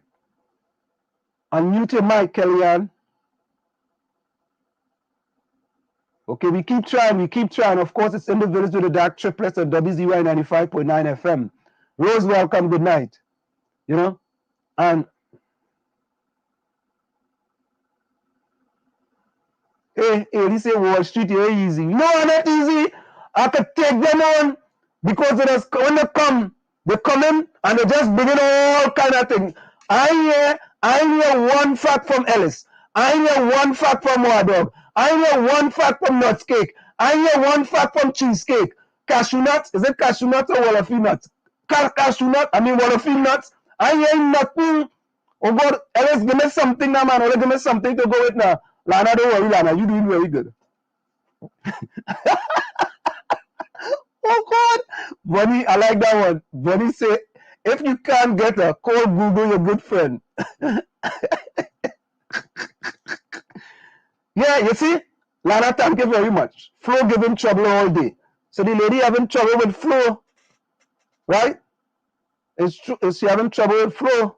Let me bring Tommy in. Tommy, welcome, boy. How you doing? How you guys doing? Bye, Tommy. I'm doing good tonight, boy. I'm doing good tonight. Them fellas are them. Yeah. Kellyanne, somebody say go wireless. What? Yeah, Rowley. They're still looking up the facts book. They ain't got no facts yet, but you know, I really thought, Ellis, I thought highly of you, you know. I really thought Ellis would have come with some type of facts. Or Little Ron Horner would have come with some type of facts. Or maybe Cheesesteak. Or Nadia does make some real good comments too. Ailey, what about you? I ain't seeing nothing at all. What? Nuts Cake say, ha, Kellyanne brace and some again. What? Captain, the ship is sinking. Gigi, the seas are rough. Oh Lord, it's terrible. Let me put this one back up again, boy. Watch. The Minister of National Security say, Gary is now a civilian, holds no power, and Starks going in front of the Red House and protest. Starks from Stark Entertainment. I couldn't use the video. You have too much cussing in it. You know, Stark does only cuss. The man cuss. I don't believe in that, but he cuss Gigi, boy. cussing the man in front of the Red House, boy. Eh? Want you see that? Did you all see that? I hope you see that. Boy, Tommy, them fellas in them here, boy. In here now. The GG, boy. The GG out, boy. Wow. Yes, And yes. So who talks more? What? Look, Chris Watson, you asking answers? Who talk more? Gary or Rowley? Come on, man. Anybody could out talk the talker? Who could out talk Gary Griffith? Oh God, man. That's an official motor mouth. Yeah, Mona motor mouth. That's a Mercedes Benz mouth. Oh Lord. Oh God. Oh God. Well, yes. Tonight, boy. I'm seeing. I disappointed in all you know. Really disappointed. I disappointed. Look, Flash. I will make into a flambeau, you know. Flash say Wall Street GG will be back. Tommy, Wow. you believe GG will be back? No, I think he's history. I tell you, cancel Christmas. It's over. Yeah. It's over for him. It's over. When you take your employer to court, you're done. Well, aye. Martin George says he's not really the Police Service Commission is not really the employer, right? It's the Ministry of National Security who's actually the employer, but Fitzgerald Hines is the minister in charge of Ministry of National Security, right? Okay. Yeah. Ulrich, right? When you see guy, you have no power over the cockroaches, he won't dead. Man is a civilian now, boy. He's a civilian. Not scared, right, boy. Attacking the civilian. Yeah. GG is a civilian now, boy. But I wasn't supposed to say anything because you might have come on the program. Right, Tommy? Because them people go and tell him now, you know. I make a mistake there, but man, hey, too late, man. Hey, hold on, listen. The only improvement that was made by Gary Griffith as Commissioner of Police is the perception of improvement. Oh Lord. Anyway, it's true you're talking to power, so be it. Shoot the power, boy. Hey, Raystar, welcome. Haley, welcome. But you know, I ain't gain no kind of yeah, Haley boy is real licks are sharing tonight. You see, it's licks are sharing. I sharing licks like lentil peas, red peas, and pigeon peas. How do you like it? It's peace tonight in the village. Where the fan come tonight? He was in. I know he gone. Oh, here we go. All right, I think I have them now. Hello? Are you hearing me? Kellyanne?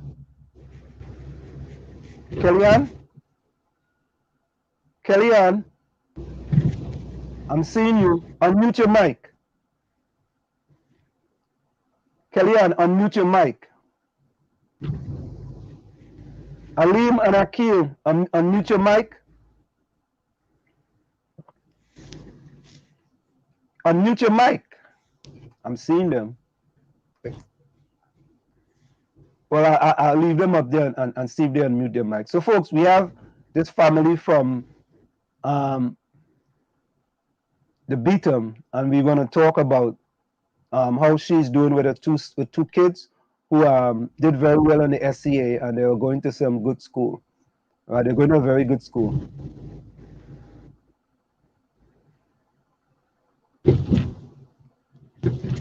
So all of a sudden, look,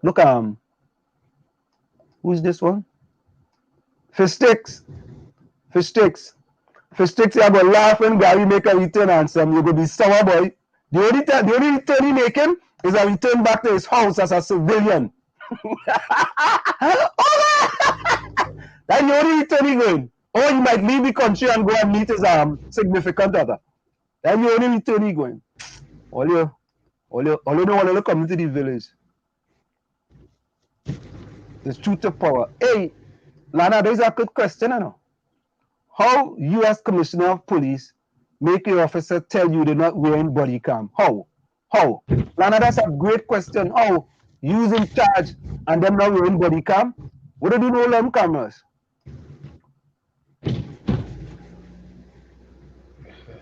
Look, Ellis. Ellis say I'm grateful. He said, Wall Street, I hope all these youths seeing what Trinidad government doing to people they serve. Gary Griffith put his and his family life at risk. Wall Street, you're ungrateful. I am grateful for Gary Griffith. You know why? I am grateful for him to go up in Nova and kill them kids. They was unarmed. I am grateful for that. Nah, I can't be ungrateful for that. Let's try again. Hello, Kellyanne. Can you see us now?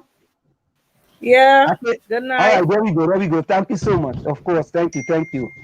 It's a pleasure. We've been trying hard to get you. It's in the village with the dark triplets and WZYE 95.9 FM. Now that we get you, let me remove this thing from this. So wonderful. Kellyanne, how are you doing? Are you okay, and you?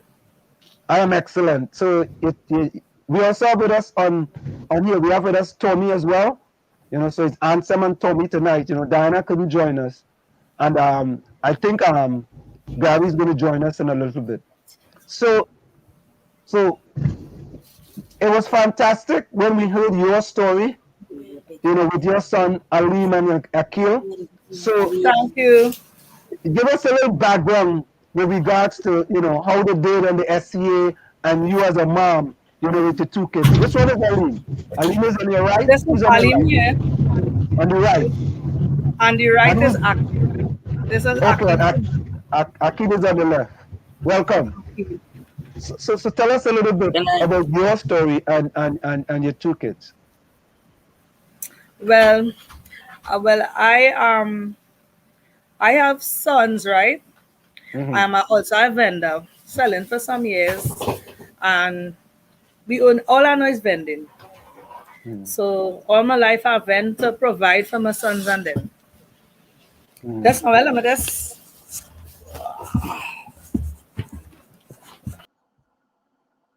We lost them again, boy.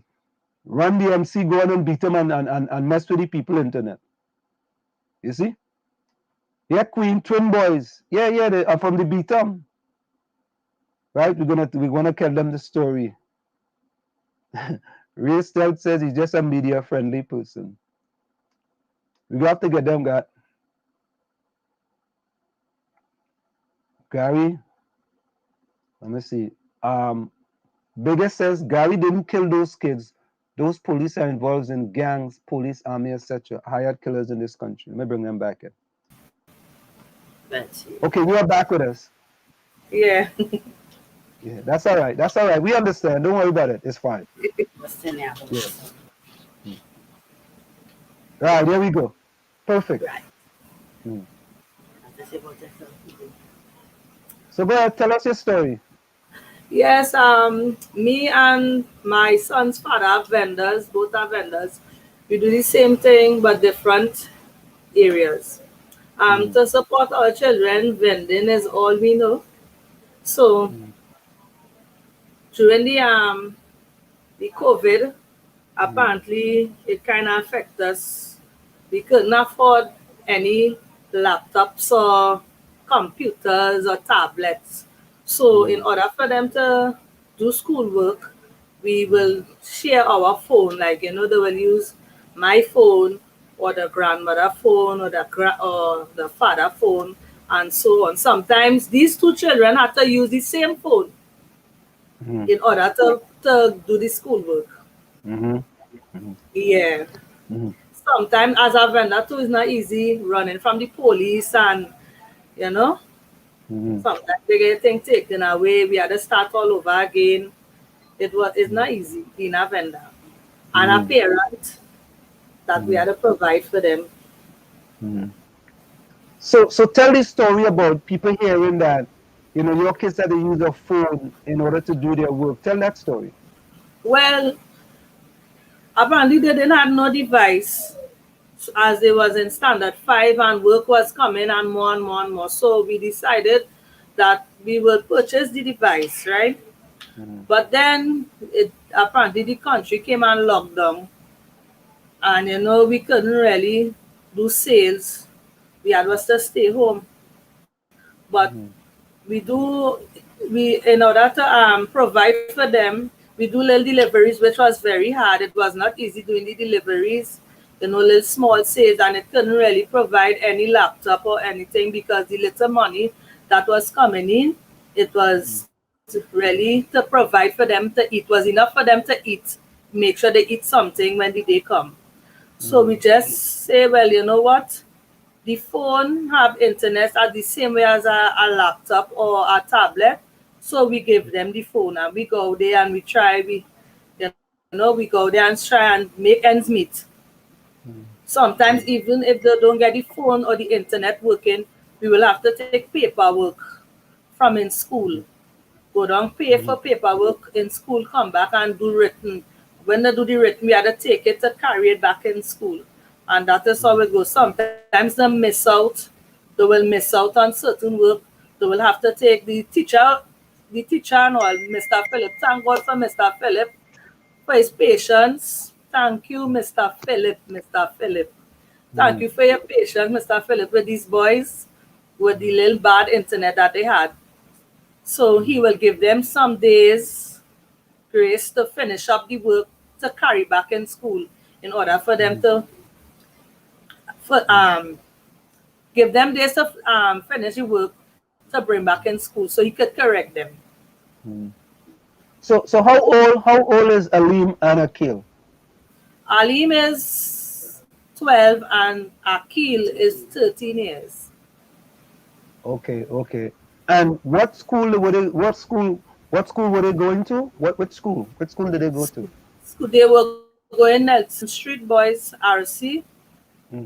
Their teacher was Mr. Philip, a very good teacher with a lot of patience. And then they took the SCA, right? Yes. They took the SCA exam. And talk about that.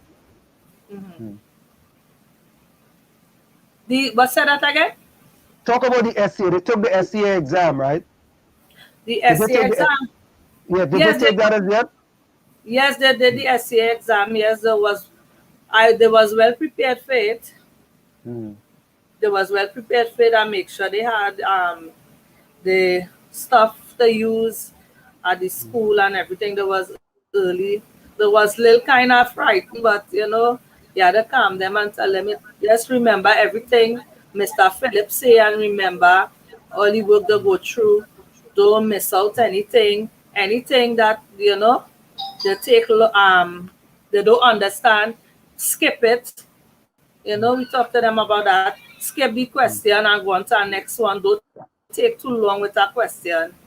But they came back and they said it was challenging, but yet still easy at the same time. So I believe they had confidence in themselves with the work, the SCA. Right, and the results that came out already, right? The results is already out, right? The results came out recently, right?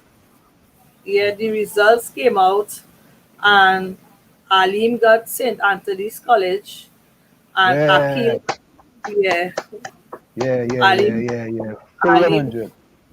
And Akil got Southeast Secondary.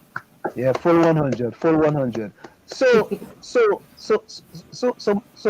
Kenyan, tell people what it's like to be living in Beetham and that you are a family that's not looking for a handout.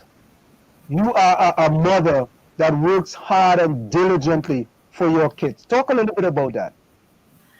Living on the Beetham is normal, right? But it's very hard for living on the Beetham too. At the same time, that you want to get like certain jobs or certain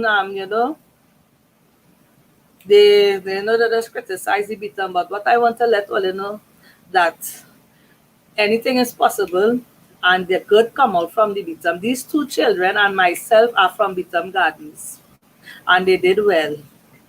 You understand? Never judge. Get to know people and understand. Get to know us. So I want right. So I want Alim to just talk a little bit about his experience, and then I'll get to Akil. Ali? Yeah, Alim. Let Alim talk about his experience. Yes. Come here on this side.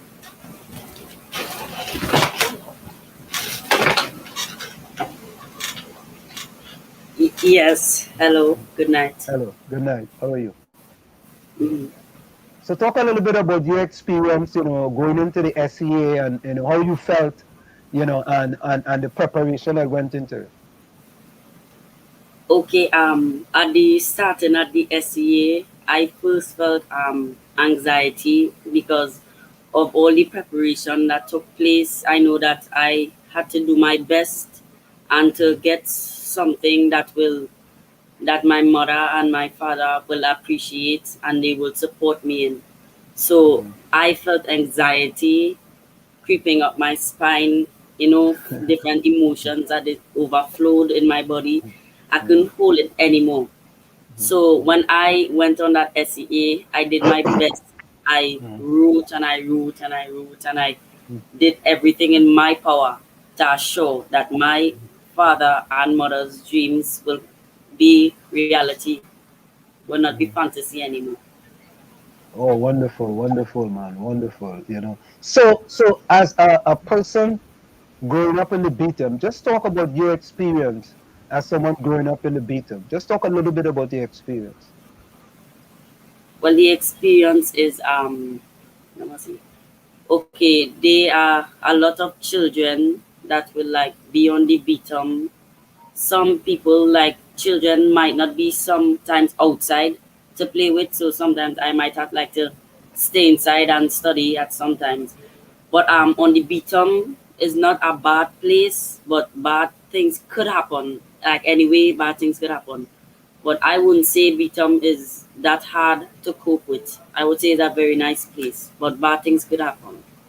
I like that. I like that. Bad things can happen any place. Any place, bad things can happen. Wonderful, wonderful. So let me speak to your brother now. Let your brother take your position. Let your brother come in your position. I think the internet's stuck now. Let your brother, yeah, let your brother come in your position now. Let me talk to his brother. Yeah,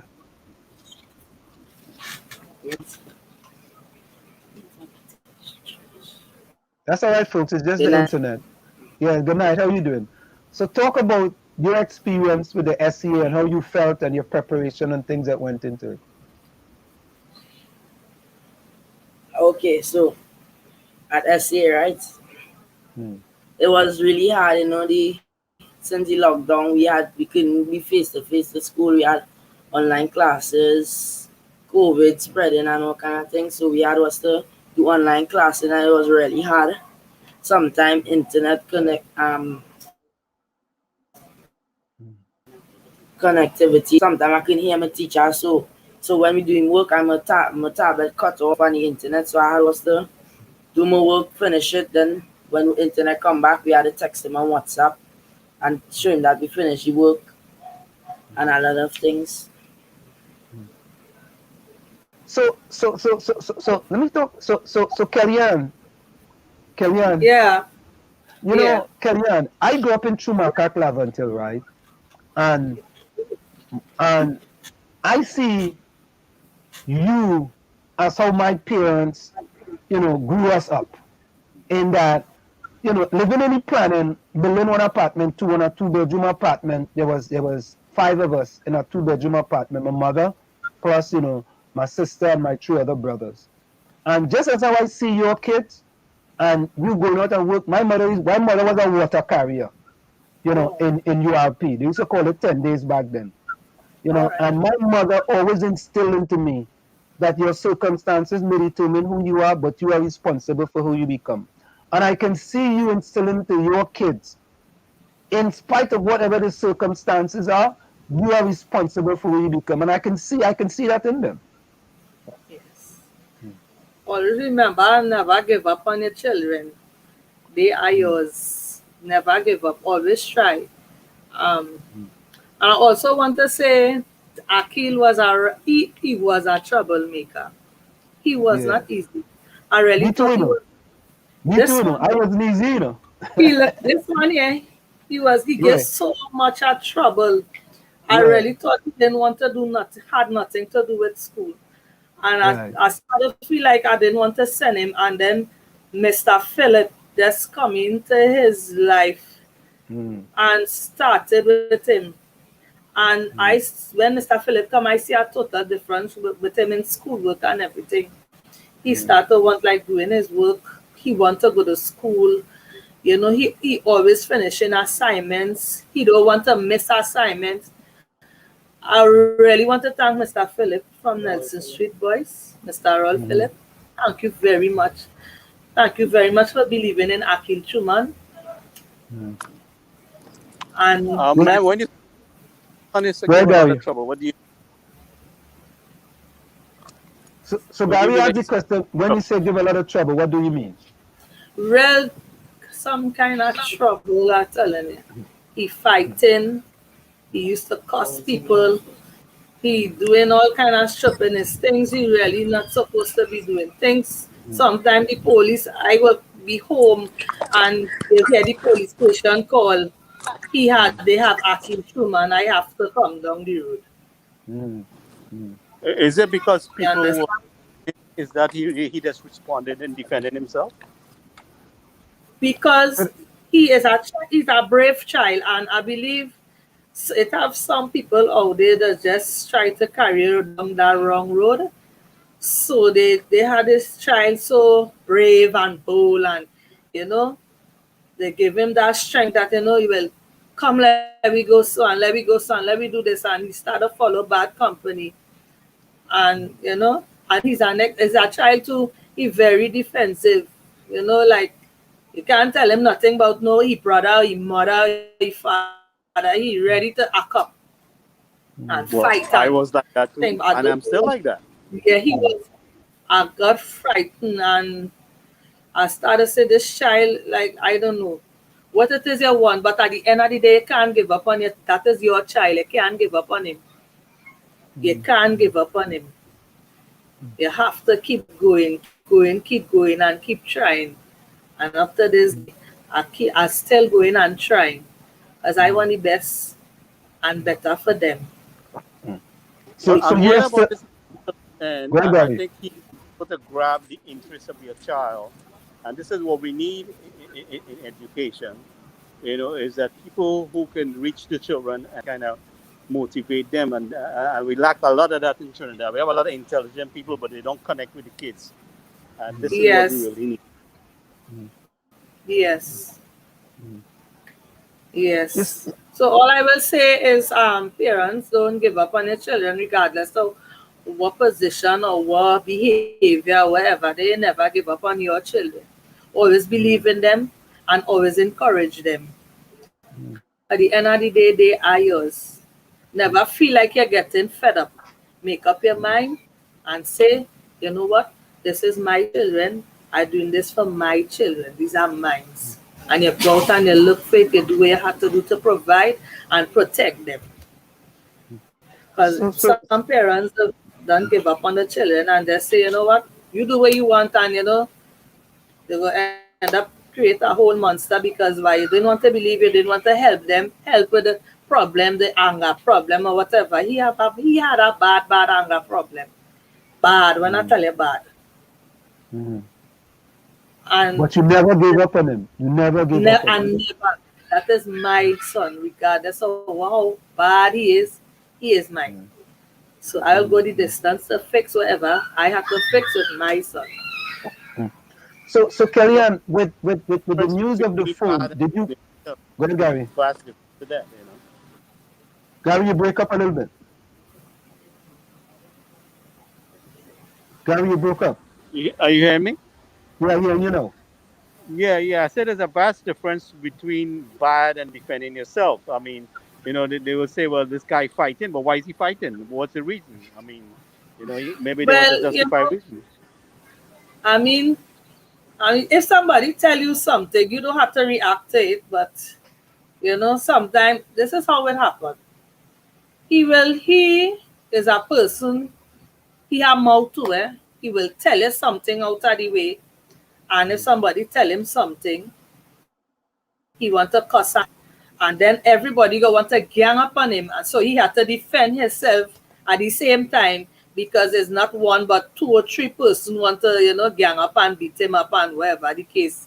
So at the same time he defending, but at the same next thing, he out of place to do certain things. But as I say, parents do not give up on their children. Always find a way. Don't give up. You don't have a tablet, you don't have a laptop, you don't need it. If your phone have internet, you use your phone. It's nothing to leave your phone with your son for about how much hours? Maybe 5 hours to do schoolwork. It's nothing to leave your phone for 5 hours. So you rather keep your phone to be on WhatsApp and Facebook. While your son have to get internet to do his schoolwork, you rather keep your phone. Why not just give him the phone and leave him with it and let him do his schoolwork and complete what he had to complete and achieve what he had to achieve later on? It will pay off. So when do you have the tablet? So if I have a tablet. Do you have a tablet or a laptop also? Well, due to the help we was getting, we got a laptop which we're using right now. That when we put out the story with Alim Truman, someone purchased a laptop for us. So this is what we're using right now to do the interview here. Right. So we're thankful. Yes. So you actually have access to internet then at this point? We have access now, yes. After Friday, we got a lot of people reach out to us from the US, Canada, Trinidad and Tobago. Thank you very much for everybody for reaching out. I'm very grateful and thankful. So what has happened, guys, is that people have reached out to them and have assisted them with laptop and many other different things from all parts of the world. Because the story was out in the public domain, and that's how Diana came onto them, and we decided to bring them in here in order for them to tell their story. So here is and you're a prime example of the mothers who are living in the Beetham. You're a prime example, and when people think about the Beetham, all they think about is the 5 or minuscule amount of people who will be doing the wrong things. Yes. But 90 or 95% of the mothers on there are doing the right things by their kids. You go out and work in order to provide food for your kids. Yes. I tried through all the COVID. I come home tired sometimes. You maybe make like 3-4 sales for the whole day, but yes, they're contented because the money could still provide something for them to eat or, pay for something in school, and never try to make it hurt my head. I just always say, forward ever, backward never. And I always say, Lord, thank you, Lord, for this day. You understand? I always try to accept the hard times. Yeah, I mean, you have done a fantastic job. And to your left, Sue, is it Akil to your left? To your left. This is Akil. Okay, so listen to this, right? I'll never give up on. So listen to this, right? This is what I want to do, right? For Akil, right? I want to be one of Akil's mentors, right? And when we get off, I'm going to talk to you, all right? I want to make Akil as a matter of fact, both Alim and Akil, I want to mentor both of them, okay? And the reason why I'm saying that is because they come from very, very similar circumstances like myself.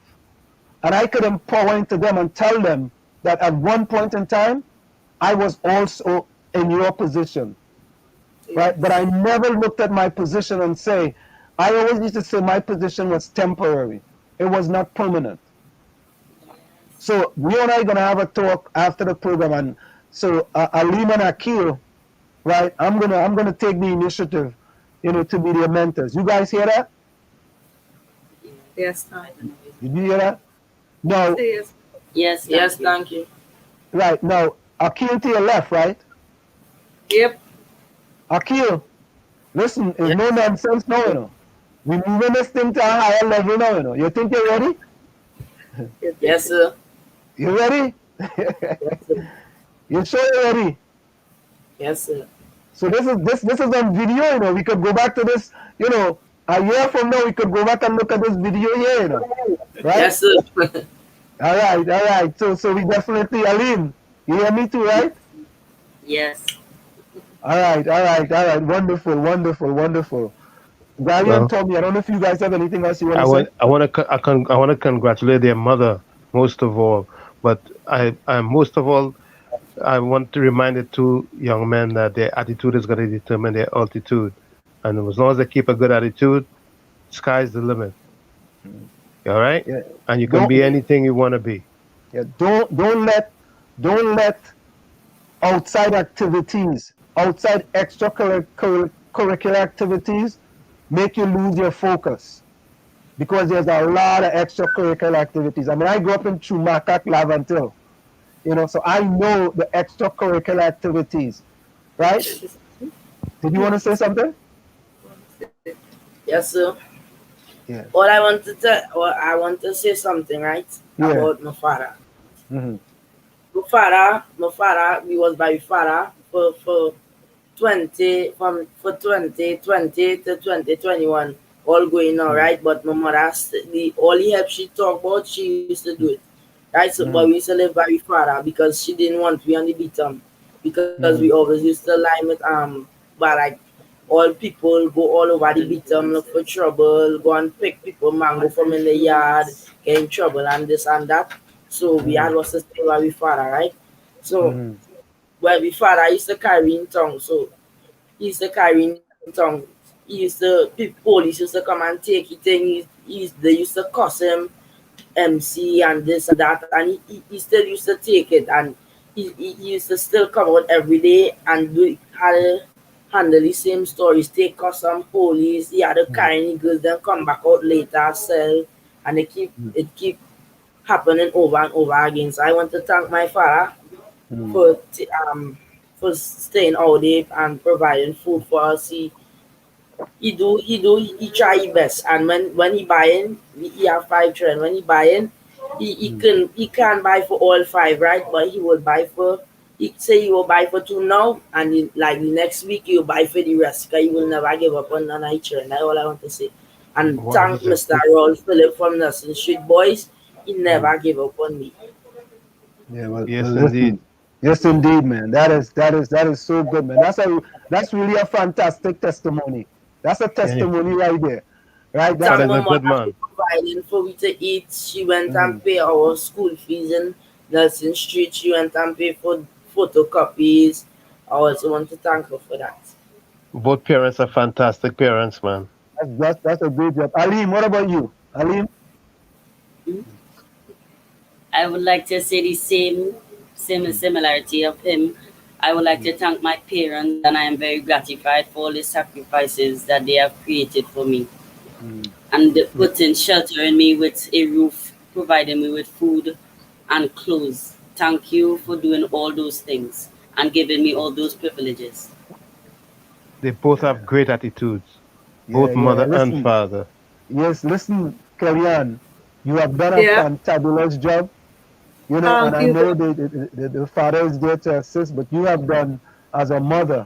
You know, you should be a proud mother and continue to be proud. You know, and I there's no turning back. I will always be. Yeah, there's no turning back. There's no turning back now. Forward ever, backward never.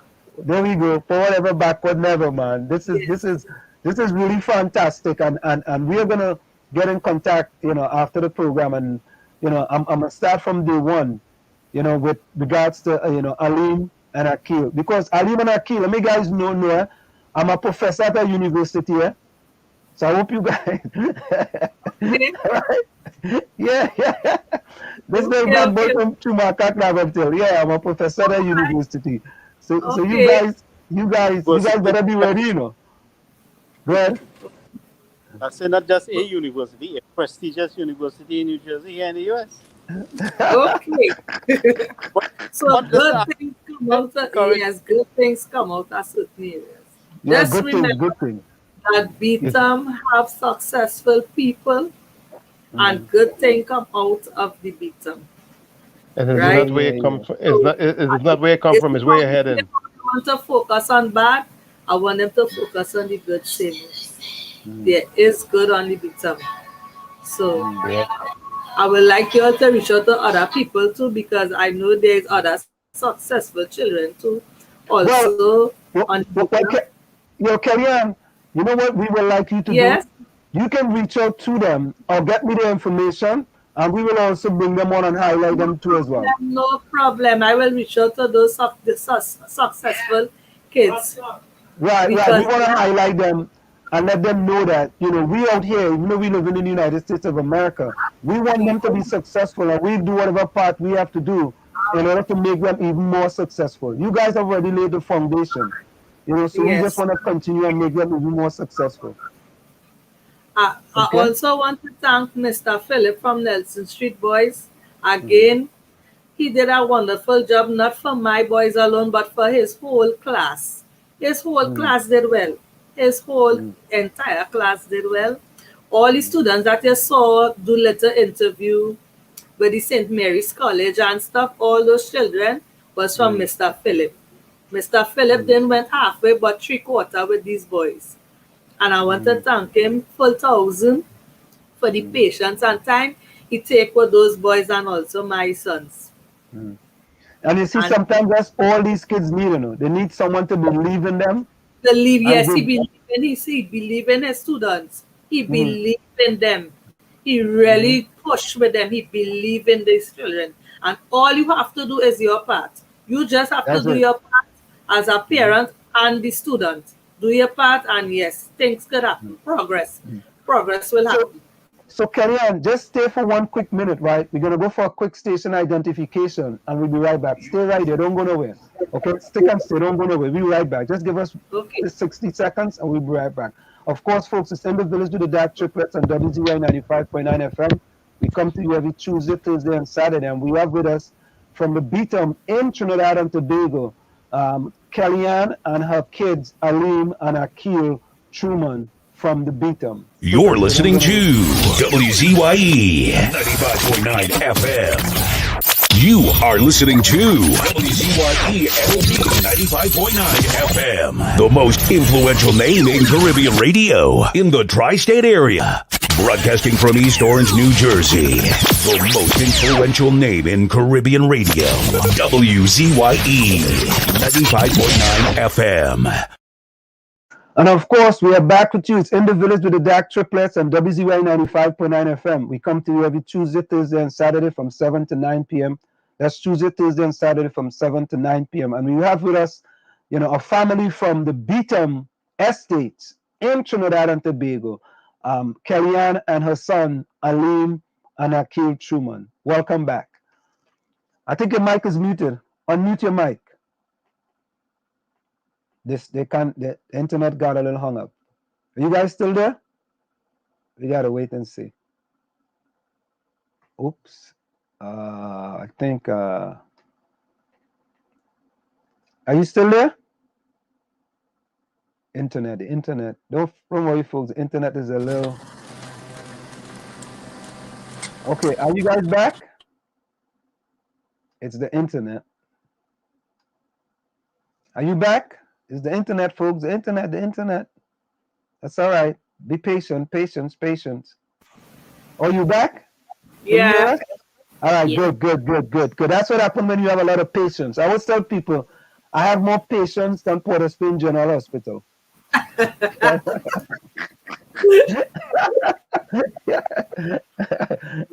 So Kellyanne, we want to thank Yeah. you so very kindly, and again we want to congratulate you on the fantabulous job that you have done with your kids.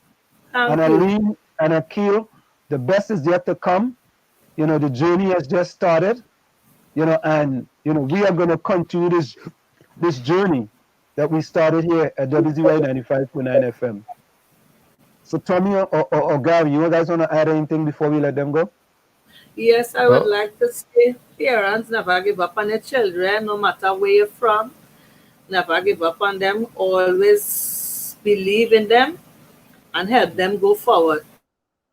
Because at the end of the day, is one mother or one father they have, and it's only true love will come from them. So believe in your kids, bad or good, and things will happen.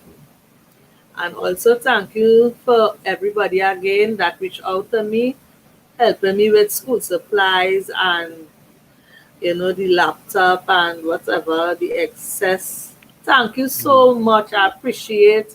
I'm thankful. I'm grateful. I'm very thankful. The people in Canada, a lot of people reach out from Canada, a lot reach out from the US. Thank you very much. Thank you so, so much. Real thankful. Excellent.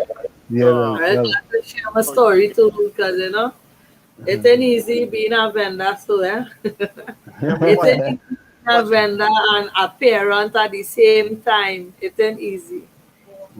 It ain't easy. So what time do you normally go to do vending? Like what time do you normally go? What time? What time? We are we are self-employed. It doesn't really have a time, but Okay, all right.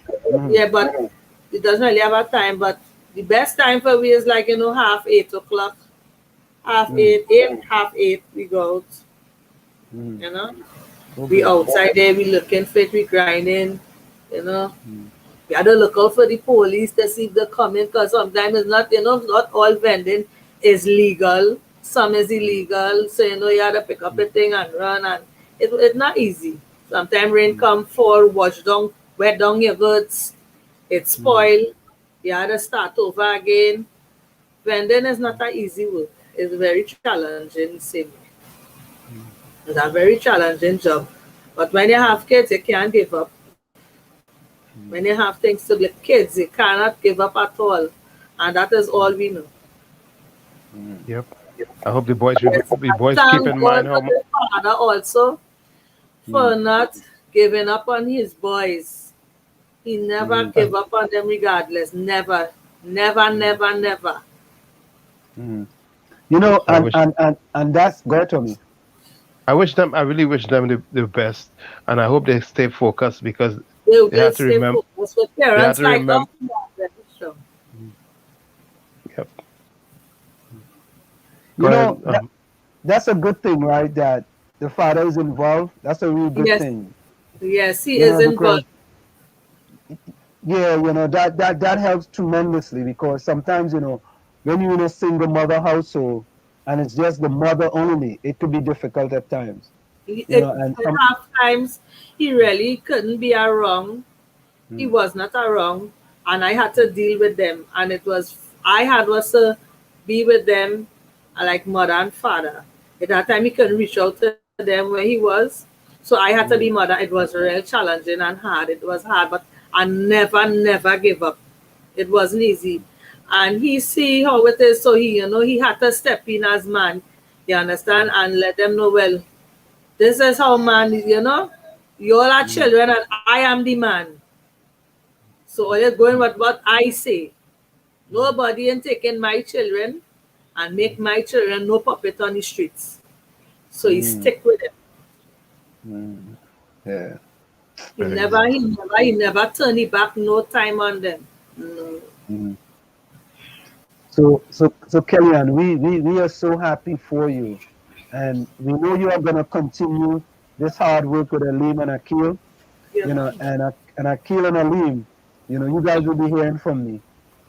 So any closing words before you go? Kellyanne, any closing words? Any closing words before you go?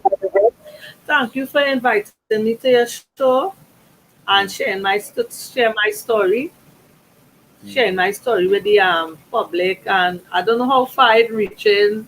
So it reaches all over the world. It goes all over the world. But Ali want to ask a question. Sure.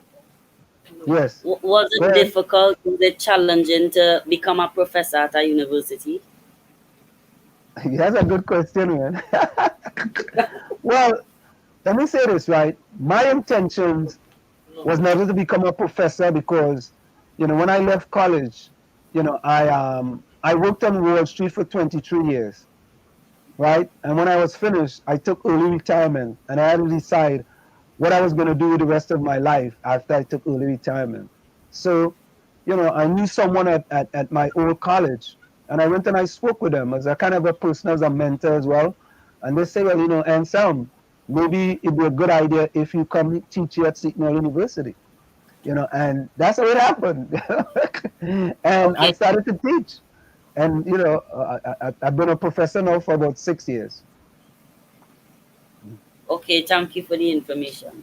Yeah. So that means to say that you could also inspire to be whatever you want to be. So Whatever true. you want to be, you inspire to be that. And don't let anybody tell you anything else. And just remember, when somebody tells you it's impossible, impossible also spells I am possible. Yes. Anytime somebody tells you it's impossible, it's also spelled I am possible. And I'm going to send some information. I'm going to send 2 books, for Aleem and Akil. The Power of Positive Thinking by Norman Vincent Peale and The Magic of Thinking Big by Dr. David Schwartz. Right? And maybe if they could, maybe they could read the audio book. They could listen to the audio book, or if you want me to send them the book, I'll send them the book too as well. But they need that. Those books will help them as well, as they go forward. Okay? Okay. Yes. Okay then. Thank you very much. Thank you so much. All right, Aleem and Akil, take care. All right, thank you so much. Take care. Bye-bye. Good night, family. Bye-bye. Good night. Take care. Yeah, boy. Wow. Yeah. Telling you, boy. Yeah, but it's an inspiration. It's an inspiration, man. It's an inspiration, really and truly. Some people don't know. Some people doesn't know. Yeah.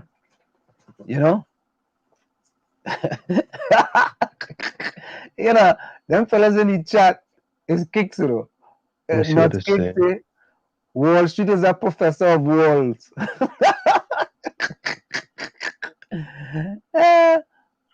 But Ulrich, you know them? Ulrich say they really had it hard. They used to sell next to me. The one in the blue, we just call him Tiny. What boy? Ulrich? What boy? Let me tell you something. You see this nonsense that the government are keep allowing to happen to people who try to make an honest living, for police to take away their stuff and do all this kind of nonsense to them. This shit has to stop. That. No, that is stop. We have to raise hell about that. We can't let this slide. I agree with you. I agree with you, because here is a family, man. Here is a family, right?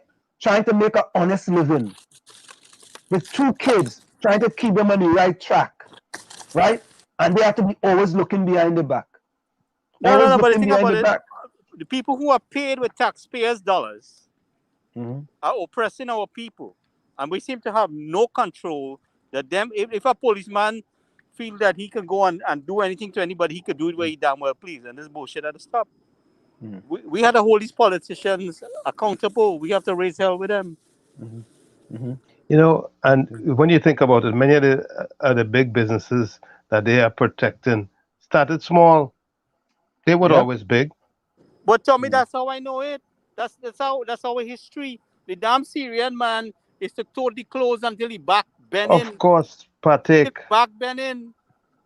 Patek used to be selling a bolt of cloth. They're walking around with selling your cloth. So, guys, I see Diana. Diana, are you there? Yes. Yeah. Well, we know you joined us for a short period of time. Let me just say hello to Maurice Alexander. Maurice Alexander, welcome to the village with the Dark Triplets on WZYE 95.9 FM. I think this is the first time that you are joining us. Tell us where you're joining us from. And Queen, you're absolutely correct. These boys are really nice, and so is the mom. Absolutely. Anselm, I just wanted to. Hello, Gary. Hello, Tommy. Good evening. Strong and beautiful. Thank you. Well, I have to take it easy, though.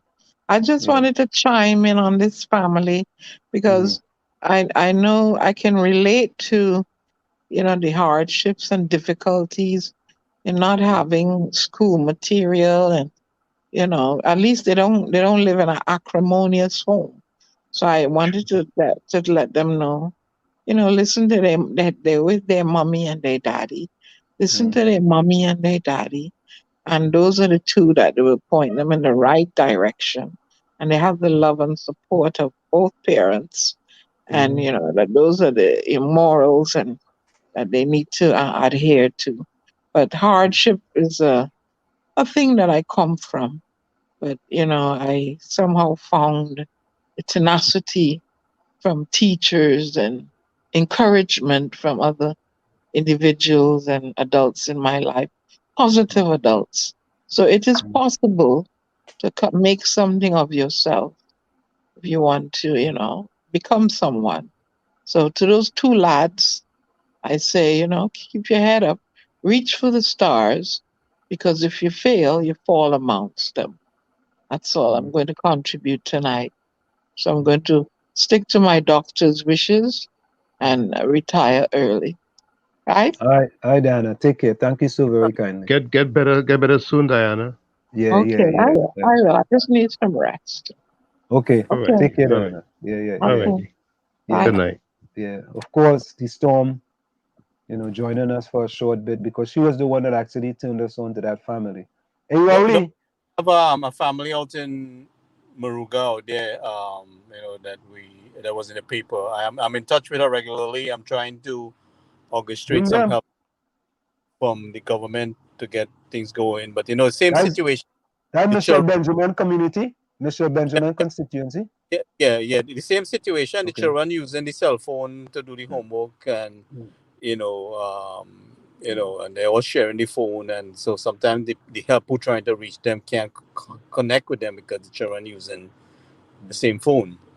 So it's the same situation. We have lots of people out there. I mean, gradually, you know, um, we just have to keep the pressure on, and I'm not only keeping the pressure on, I'm making the connection for them to get help. And Right. You I, know, I go straight up to the prime minister office. right. I re- Anselm, Albert Matano made a request of you. You saw it? No, I missed that. Let me see if I see it. It What was it? says, Anselm, if you care about, if you are honest and serious, speak to your PNM mayor of Port of Spain to be easy on poor people, making an effort to be weaned off the government. What time was that coming? I missed it. It's short. Nine It's something. yeah, just a few yeah, few well, minutes ago. I need the police to wean off the people who trying to make a living and not depend on the government. Okay, because the government help is unreliable. Number one, we That's all what that's what Montano is saying. He's saying if he made a request that Anselm talk to the government about going easy on the people so that they can be weaned off the system. uh, Yeah, I'm looking for that comment. Right, hold on a minute. I think Tell. he was explained before when he was here that he was trying to manage the situation in a control way to get things done. So that was his explanation, but without excuse. I mean, he's responsible for that community police, that borough corporation police that goes out there and snatches people goods and they don't even get it back. And you exploit the people like that. We can't let that slide.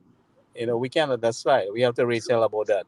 All right. So Gary, Ray still want to know how I smiling. So, like, you upset because I happy, man? Huh? Gee, I'm gonna make him own self happy. Yeah, boy. You upset, Ray still, bummer. Um, Albert Eh, Montano says, yes, and some of you are honest and serious. Speak to your PM Mayor of Port of Spain to be easy on poor people making an effort to wean off the government. So, Albert, this is what we'll do.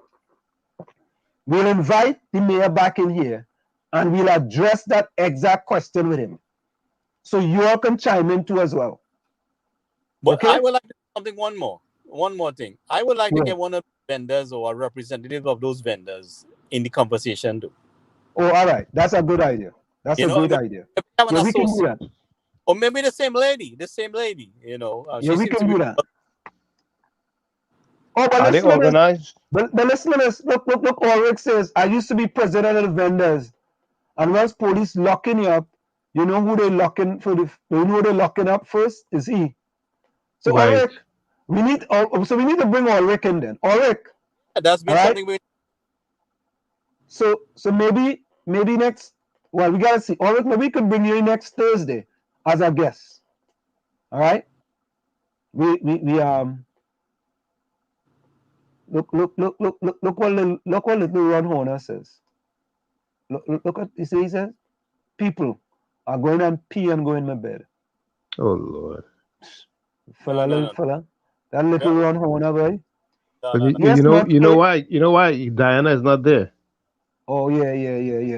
Yeah, Mexican, I agree. Give vendors a chance. Things hard in Trinidad. No, for real. Lana, your snack waiting for you anytime you're ready, all right? I mean, focus your energy and your effort on people who committing crime. Somebody trying to make an honest living here, and you're oppressing them. I know. I mean, like I tell you, we really have some bandits as police officers. You know, I'm telling you, some real hardcore criminals taking people goods. Did the government authorize you to steal their goods too, or the government tell you to remove them? Yeah. So Ellis says Wall should have to put his fingers on his lips and cannot say a word to the PM about vendors. He go lose his membership. So Ellis, you see, I didn't even see that quote, and I said we're gonna bring back the mayor of Port of Spain and talk to him about it. So you have to eat your words, Ellis.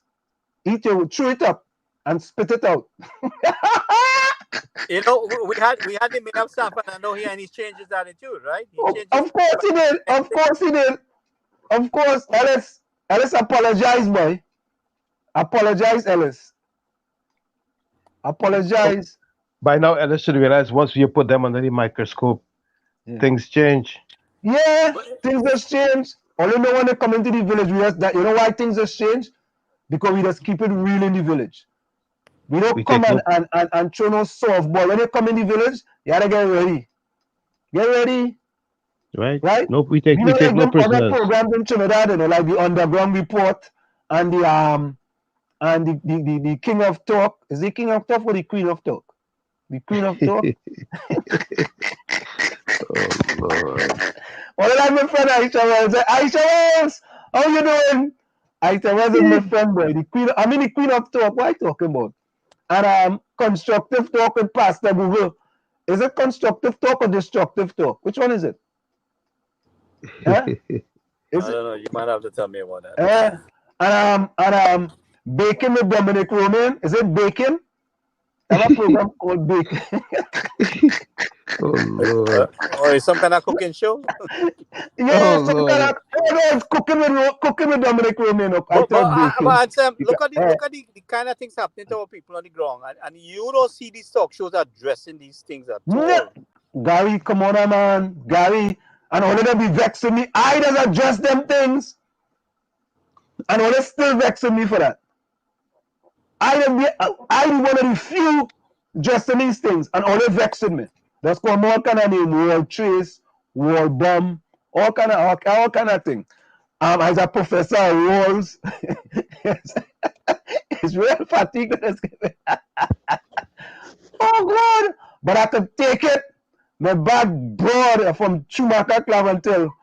Yeah, anyway, you need to apologize. You see?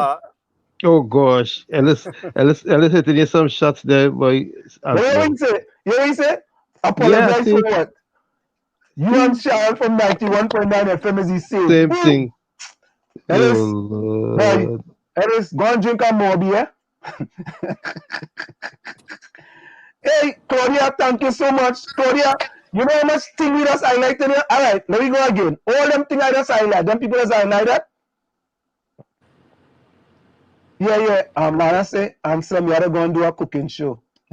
Anselm, you don't have to go and do a cooking show in the village. Cooking with Anselm. Yeah, I feel like, you know. I feel like cooking with Anselm, boy. I like that one, you know, Lana. Then you're gonna need fish sticks to work with you. Nah, breadstick. I want breadstick. No, we had to bring little Ron Horner, man. Little Ron Horner. Brett's gonna teach her to make nuts cake. Oh, yeah. Oh, God. Well, yes. That's no joking. That's true. That's true. And some did the tornado effect. I see your house destroyed in New Jersey, boy. What? For 6 days, that one? I did. Oh, the tornado effect. Yeah. Fish, I don't understand what you'll be saying sometime now, right? Tell you the truth. Well, Anselm is a real truly you could take talk and give it also. Yeah, boy. What? It's Chumaka Claventi I grew up in. I don't think it's easy. I learn how to give talk, boy. Yeah. Look at the next one. Look, little Ron Horner. Him. Anselm get that name because they haven't paid in Wall Street. That's a good one. I like that one. That's a good one. That's a good one. That's the best one you have so far. You just come with some good one every once in a while, you know. Every once in a while. Not too often. But you just come with once every once in a while. When you go and drink your Guinness and sorrel, because you have to put sorrel in your Guinness. You can't drink it straight. No, that's how you gonna make nuts cake and fish sticks in the village. Hey, Nadia, thank you so much, Nadia. Thank you so much, Nadia. What is that? And some you go make nuts. Yeah, Lana, it's nuts and cake. Nuts cake. I put them fellas in the pot and I add in shadow belly. What's adding? Cayenne pepper. What's happening? Black pepper. And what's happening, boy? What's happening? I might put some cassava or something in it too. Some coconut milk. Yeah. I put coconut milk in there too, man. Put some coconut milk. Yeah. I'm a chef in real house. Lana say one Guinness. No. You can't give him a Guinness without sorrel. You gotta get something weird in it. Oh Lord. What? Only making all kind of suggestion, boy. Make a soup. I want chocolate cake. We're gonna be making, we're gonna be real making all kind of thing inside of here, you know. It's real cooking with Anselm, boy. Cooking with Anselm. We cooking.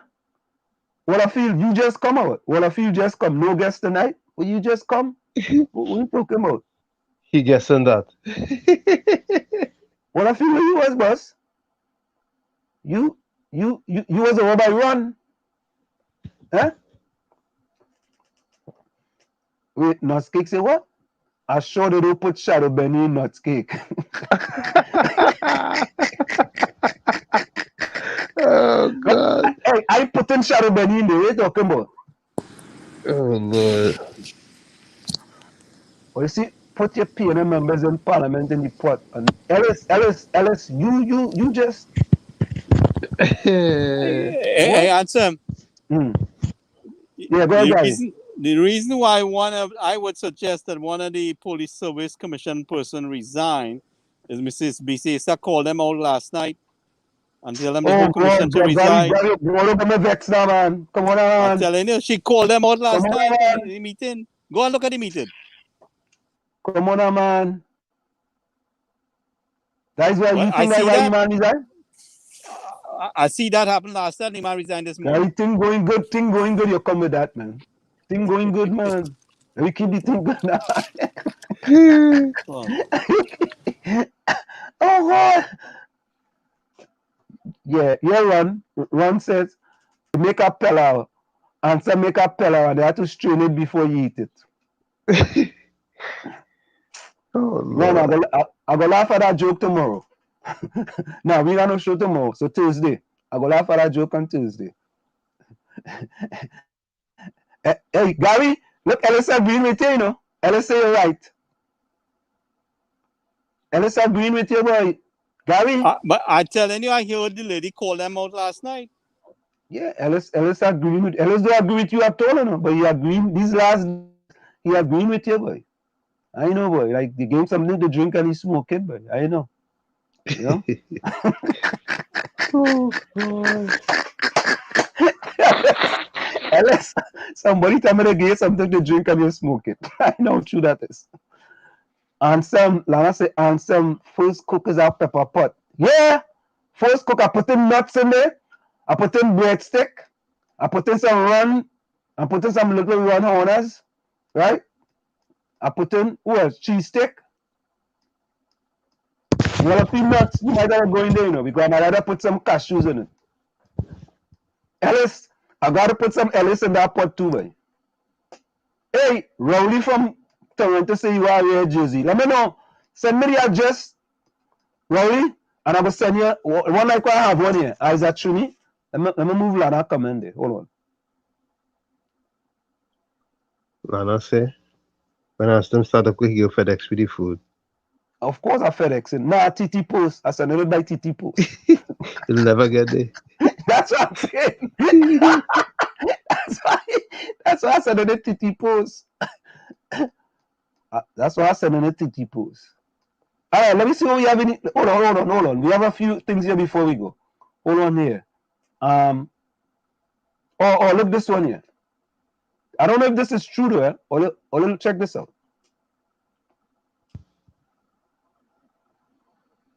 To show the distasteful way that they treat our newborn babies in Port of Spain. This is where the parents have to sit down to register their child in a container by a window with garbage bag. In this day and age, all the money our government have, all the money the Minister of Health spending, you want to tell me they're going to use a container to register births and death? This is total madness. They're pussyfooting with free money all over Trinidad. Oh boy. Oh boy.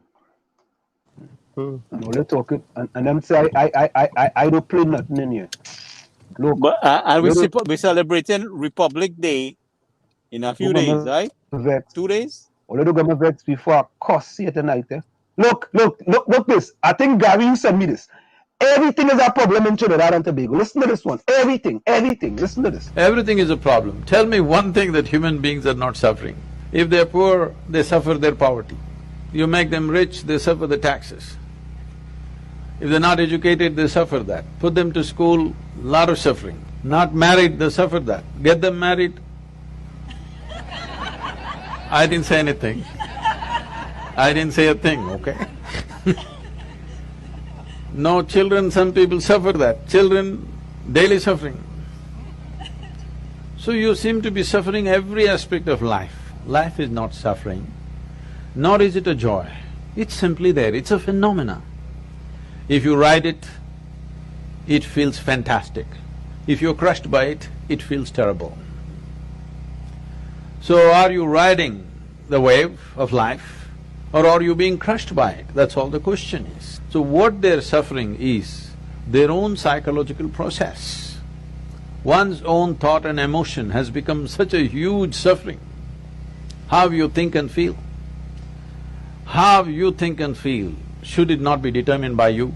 What happens in the world may not happen the way you want it, but at least what happens within you must happen your way, isn't it? So if what happens within you is not happening your way, fundamentally, we have not figured what is the nature of our life. Without understanding even the fundamental of our existence, we are trying to live. Your well-being will never come from outside. From outside, you can create comfort, you can create convenience, but you cannot create well-being. Well-being can only happen from within you because human experience is created from within. Cerebral activity in the process of evolution, it is new. It is a new happening, this big brain.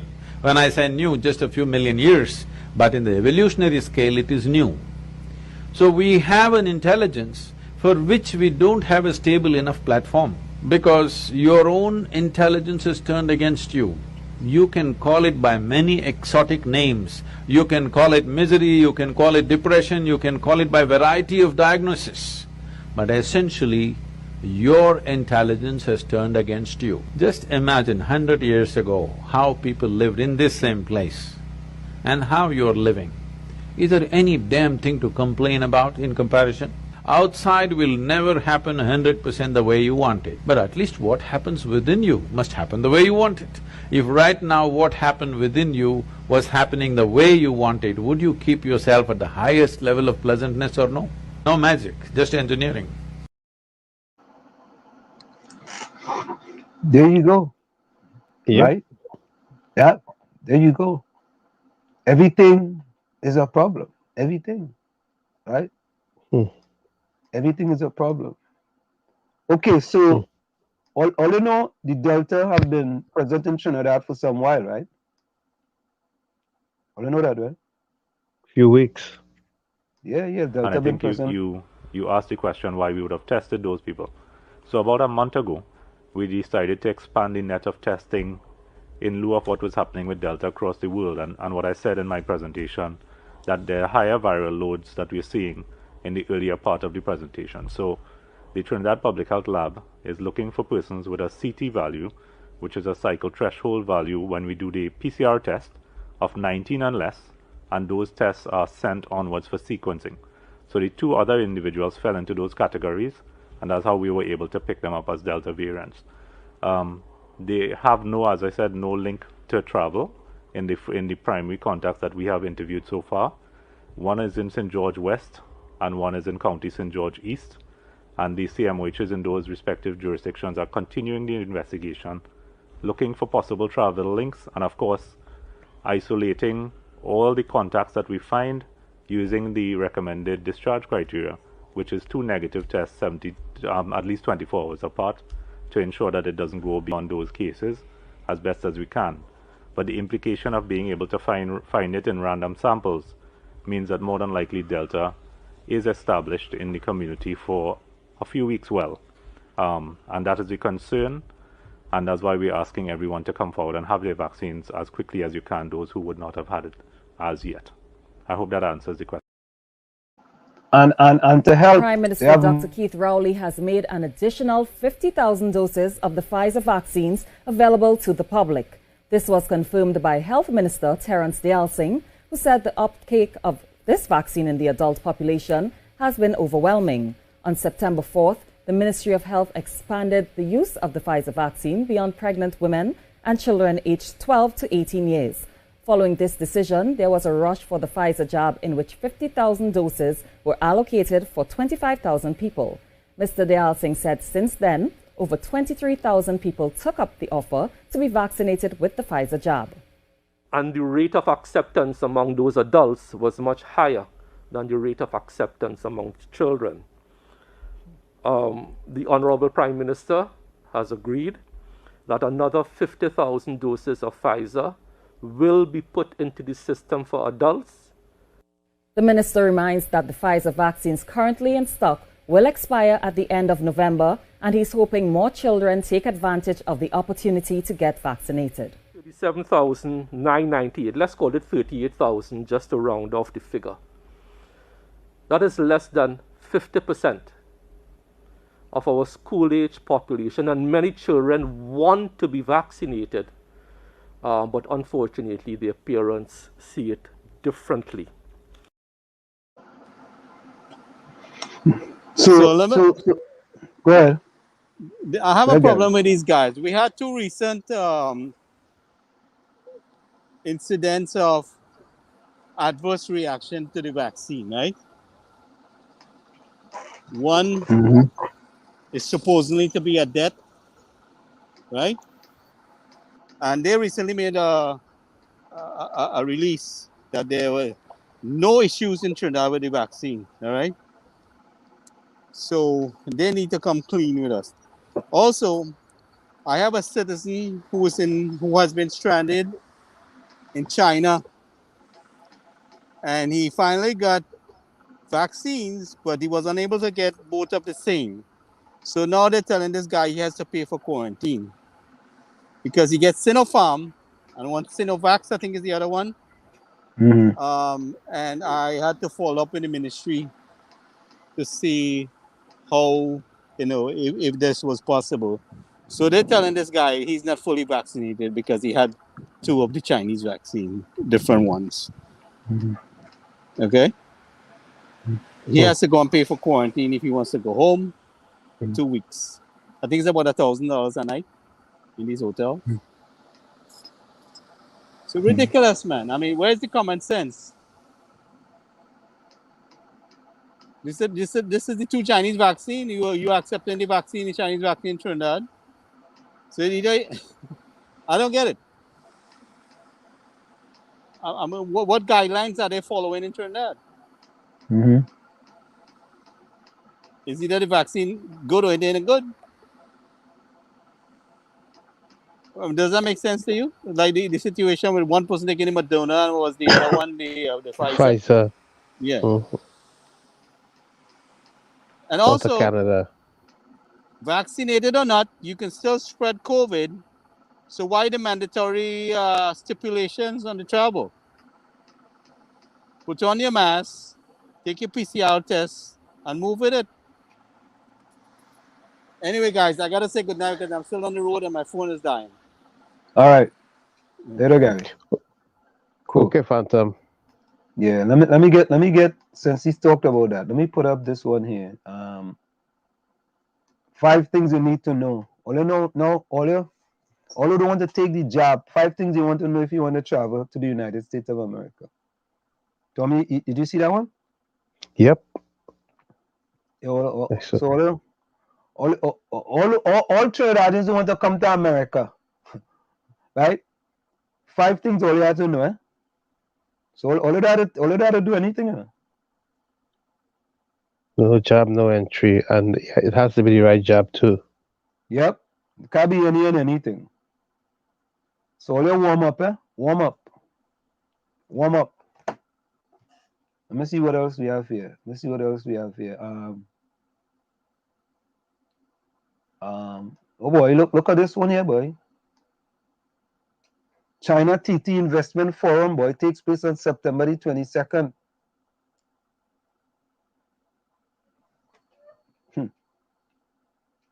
Hey, but look at this one here now. All the argument about AV oil, boy. AV oil settled the arbitration and they win, boy. Where is this? But AA and all kind of thing they were saying, all kind of scandal, all kind of thing. Eh? Witch hunt. Yeah, Petrotrin settled with AV oil. They paid them over $2 million. And attorney cost and everything. All you think it easy? Yeah, boy. No joke, you know. Well, we see and listener, the PDP asked for international observers. That's the right thing. Yeah, I don't have no problem with that. Yeah, the challenger, or the should I say the opponent to the PDP, is so credible. They'll do the right thing. Yeah, I would have a problem with that.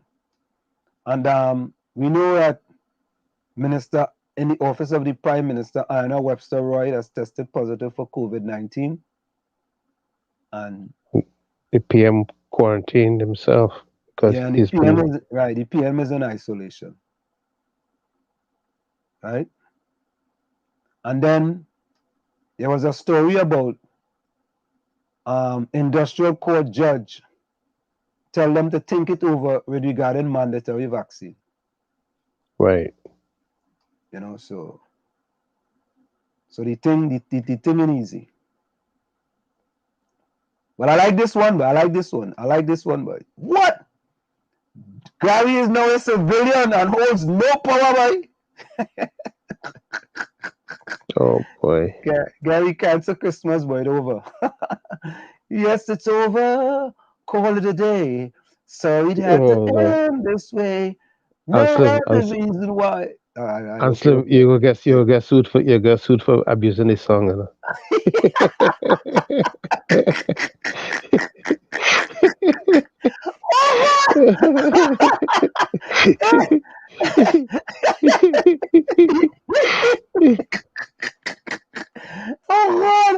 Yeah, tell me that's a good one, but I get abused. I get abused. All don't go and get all your job. None of them coming to America. All remember that comedy coming to America? All you go and listen to all them people on the internet and all kind of thing and talk about all kind of thing. Yeah? All you get a job, man. Go and take the thing and get it over with. Oh, I'm done with. Oh, Lana, you want to be an observer? Don't worry. I go we could bring Duke on the program. We go tell him.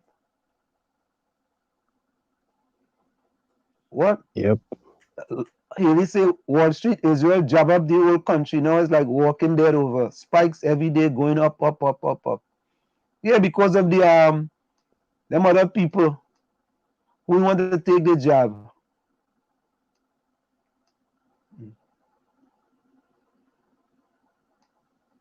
Who's that?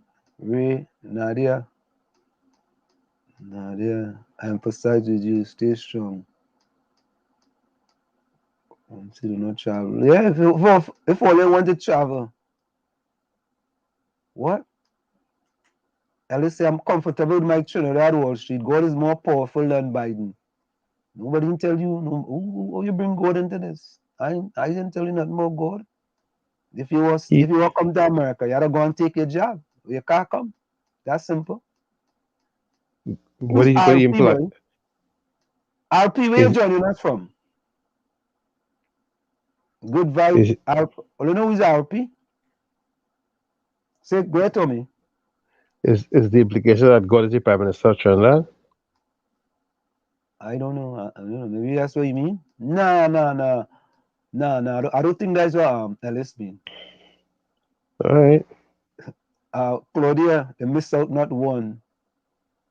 All right, Claudia, since you say this right, I'm going to read it. You missed out not one. But let me play this one here. Let me play this one here. I only hope YouTube ain't doing nothing for this one here. Let me play this one. This is Big Billy. Hold on. There we go. We haven't been able to figure out whether this show is broadcast in Trinidad, but if Nicki Minaj's cousin's friend is watching, or his former fiance is watching, we want to hear your story. We'll come to Port of Spain to see you. Let us know. But which trouble is this? All you see that? All you see that news? All you see we're trending? Which trouble is this? Hey, Tucker Carlson, all you coming down too hard on my girl Nicki Minaj. I'm telling all you. I know the man personally. Nicki girl, boy, he have your back. Well, let me tell you a terrible tale about a vaccination that failed and a man named Big Balls Billy from Belmont. Big Balls Billy from Belmont. The talk knock bout from north to south until it bust out Nicki Minaj mouth. She never know he name. Big Balls Billy from Belmont. She couldn't tell she that. Big Balls Billy from Belmont. They was to married, but the girl call it off. She say, me mind if the balls hard, but why it's soft, this man called Big Balls Billy from Belmont. Big Balls Billy from Belmont. From the first shot of the vaccine he had, he say, boy, my balls start to swell like mad. The boy give name? Give 2 line in that, the boy, give 2 line there.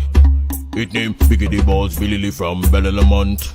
Biggie Balls Billy from Bellemont. Boom! Biggie Balls Billy from Bellemont. Biggie Balls Billy from Bellemont. Come on now, man, Bobby. Come on now, man. Don't jackass the thing. Come on. Let we go. Come.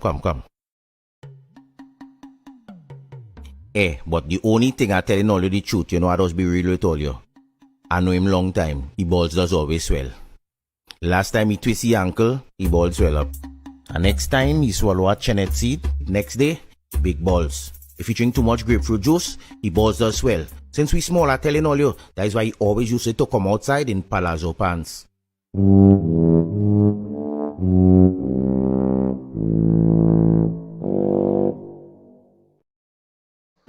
Oh God! Yeah, Big Balls Billy from Belmont, boy. Them fellas good enough. But that's what he have. What the tire went flat. Yeah, the flat tire. We had that one too, boy. The flat tire, boy. Yeah, the flat tire, boy. Man, how to get something for flat tire.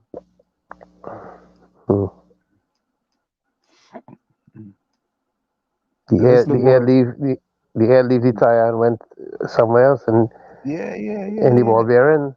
Yeah. Nadia say, Alton, I love that laugh. Yeah. My laugh different.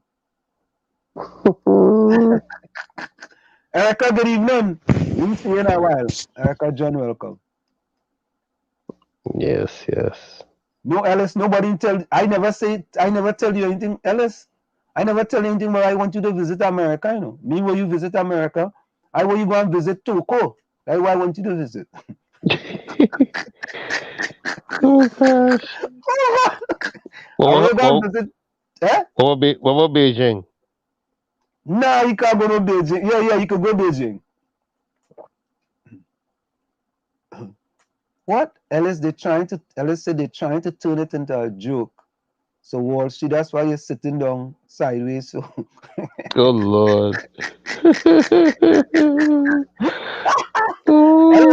I'm not sitting sideways, eh? I'm not sitting sideways. I'm not. I'll sit down. Queen, that's me. One boy Billy from Belmont. Yeah, that's one of the white Toko. What? Nadia, that's true? Okay, Nadia, condolences. What Nadia said. My cousin take the vaccine and he only died. get the message today. What? Yeah. That's sad. Yeah. Don't wish that on nobody. Yeah, accept my condolences, Nadia. Claudia say, answer me a sweet boy.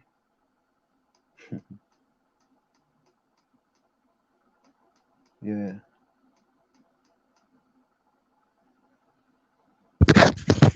At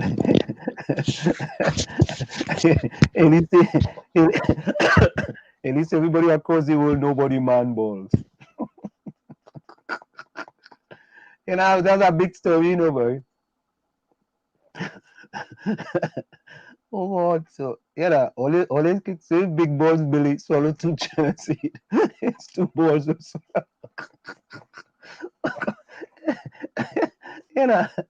always well. Let me see what I feel, boy. You see what Takisha say?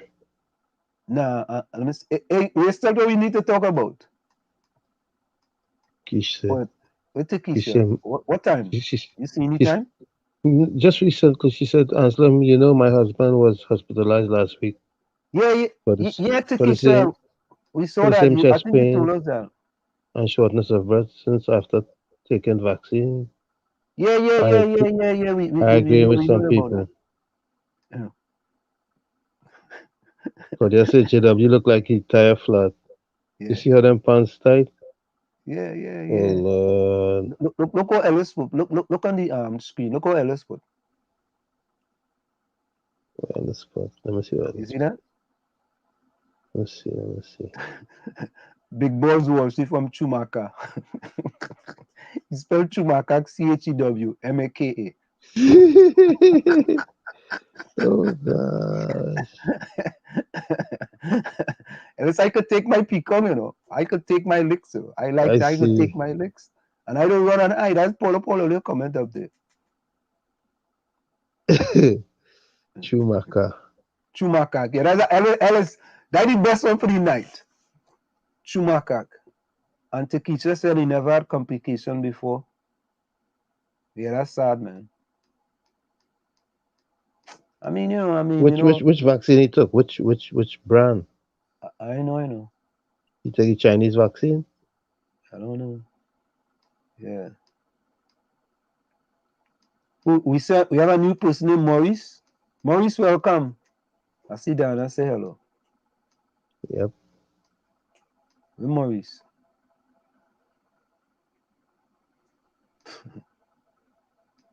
Yeah. All right, folks. Oh, I'm playing that person's song tonight. The Politicians. Who asked for that, boy? I think it's either Nari or Haley asked for that song. My dog said Pfizer. I heard Tommy. Huh? What? Who's that? My dog say he heard it was Pfizer. Pfizer? Okay.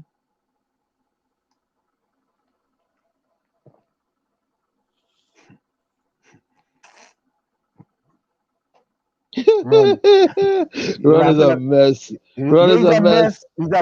He's a mess, a total mess. Yeah, but he said he bought Yeah, not I taking see it. Chinese vaccine. I know he looking for Wait. dog treat. Ron, Ron, Ron, we gotta bring back the storm to handle you. Yeah, yeah. You hear that?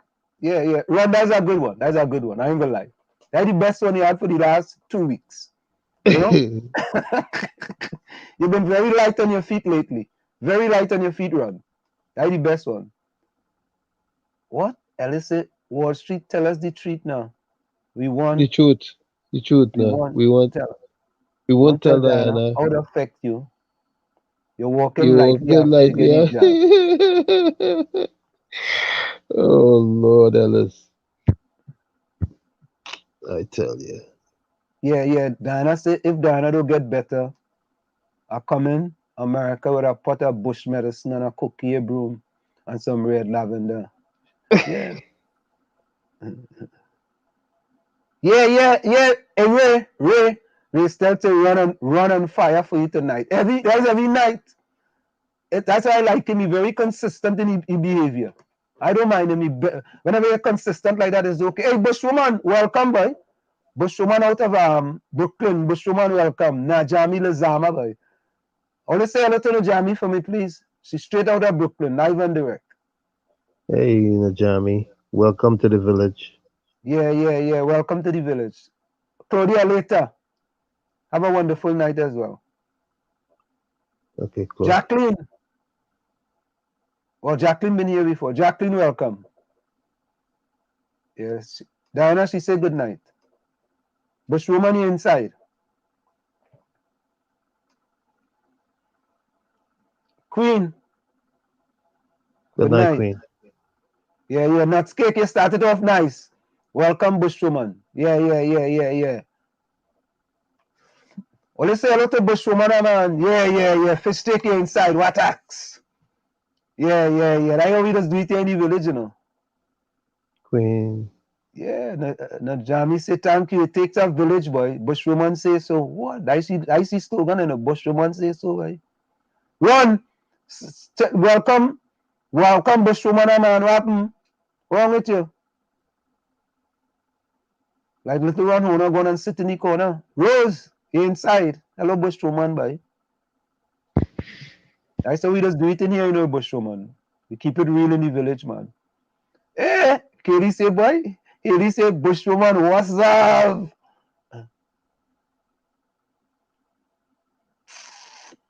On that joke corny, eh? He put two Viagra in a pot of soup. Only dumplings stand up.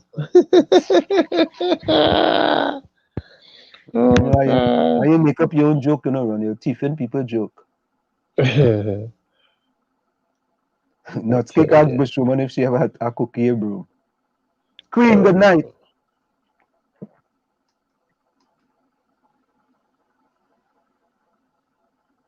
What? Hey, Nizam, welcome, boy. Nizam Mohammed, welcome. Yeah, all following good, you know. All going real nice. Hey, Nizam, since you're inside, you put some closing comments in the chat, Nizam. And let me see who else, boy. Nizam and who else? Nizam, put closing comments in the chat. Bushwoman. Who's that? Bushwoman, Larry. All right. Hey, no. We need Queen in a while. Queen, put comments, put closing comments in the chat. Yeah, Queen and Nizam. Nizam. Oh. Queen and Nizam. Put something. Ellis already saying that he like Bushwoman name. Bushwoman block you? How you know Bushwoman block you?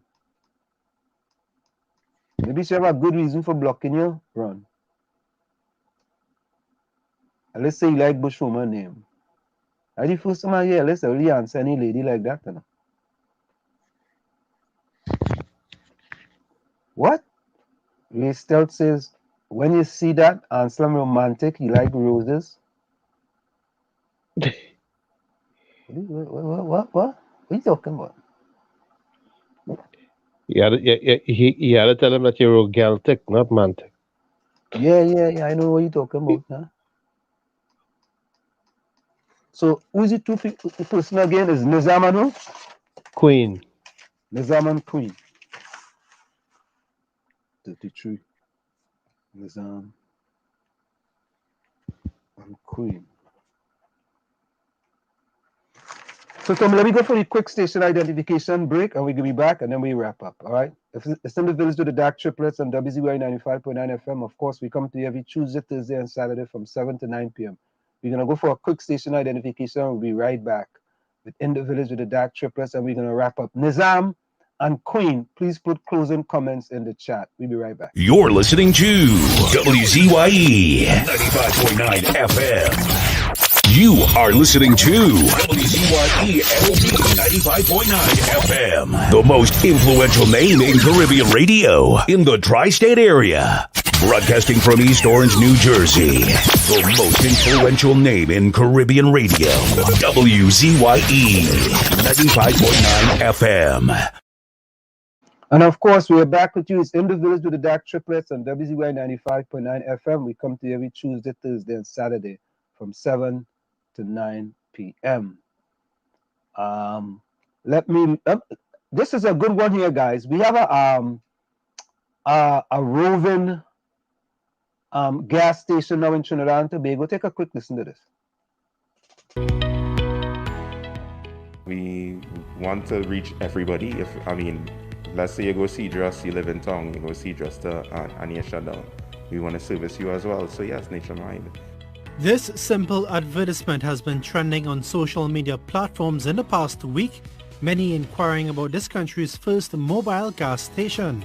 Gas app TT vows to bring fuel to the consumer, whether for an emergency or even just for convenience.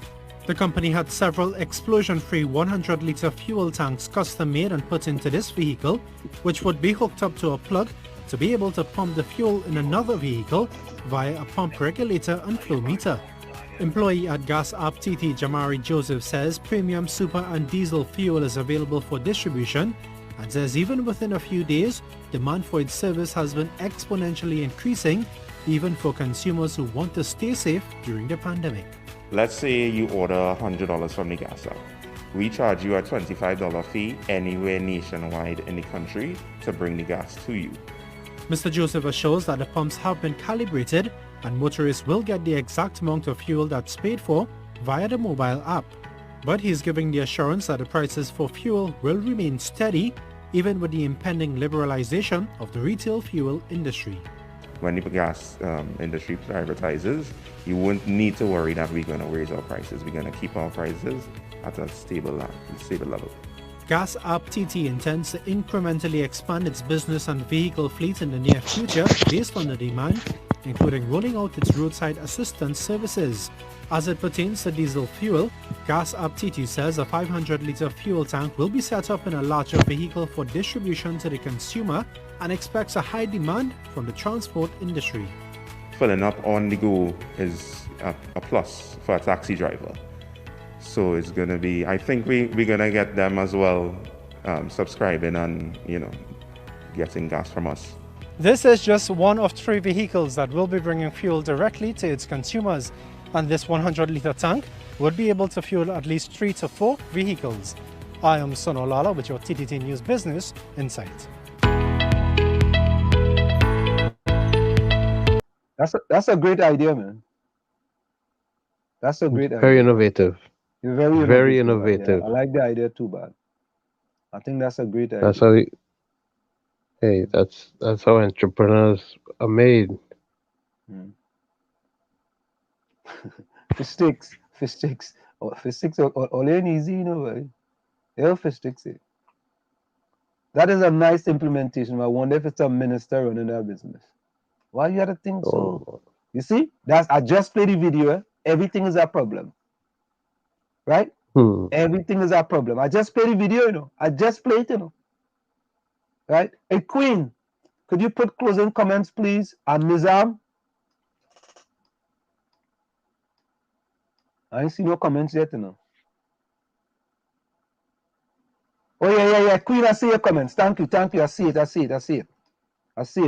Let me look for, yeah, Nizam, I see your comments as well. Thank you so very kindly. So that's how we do it, folks. And we're going to go out tonight with the politicians, the qualifications of our politicians by Chogdas. Right? Tommy, closing Yes, sir. comments? Well, I'd like to say, I like to quote, I like to, who I'm quoting? I'm quoting Lazarus Long. Specialization is for insects. To be human, you have to be able to give instruction, take instruction, plan an invasion, comfort the dying, set a bone. Yes, indeed. Specializations for insects. Anything you want to do in life, you could do. Pleasant night to each and every one. And Diana, get better soon. We miss you tonight. All right? See you on Thursday, God willing. Yeah. Thank you very much, Tommy. All In right. the words of Benjamin Franklin, it is the first responsibility of every citizen to question authority. From where I sit, this is it. The clock on the wall said that's all I like to say, but I've got to go. Remember, hard work beats talent when talent does not work hard. And for every 60 seconds of anger, you lose 1 minute of happiness. And closing words from Nizam Muhammad. Let me put that up on the screen too. May the Lord bless this place and keep us safe, keep up the fight, and may good sense prevail. Thank you very much, Nizam. And then Queen says, when you continuously disrespect anyone in life, don't expect to get respect in return. A smart person will ignore you, especially when you continue to act ignorant. Good night, everyone. Thank you so very kindly, Queen. It's a pleasure. And folks, of course, we say thanks to all of you. Continue to stay safe, and we appreciate all of you for joining us here in the village with the Dark Triplets on WZYE 95.9 FM.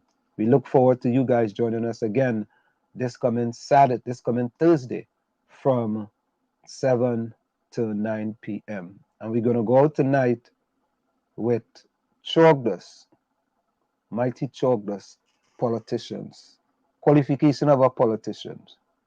Let's go to that tonight. Qualifications of our politicians. There we go. This is a good one. I think somebody requested this last time. I think it was either Haley or Nadia. One of the other.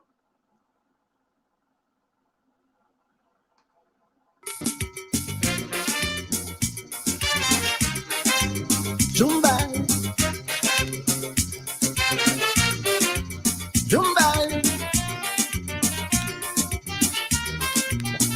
Peace, Akia. Faith. God bless.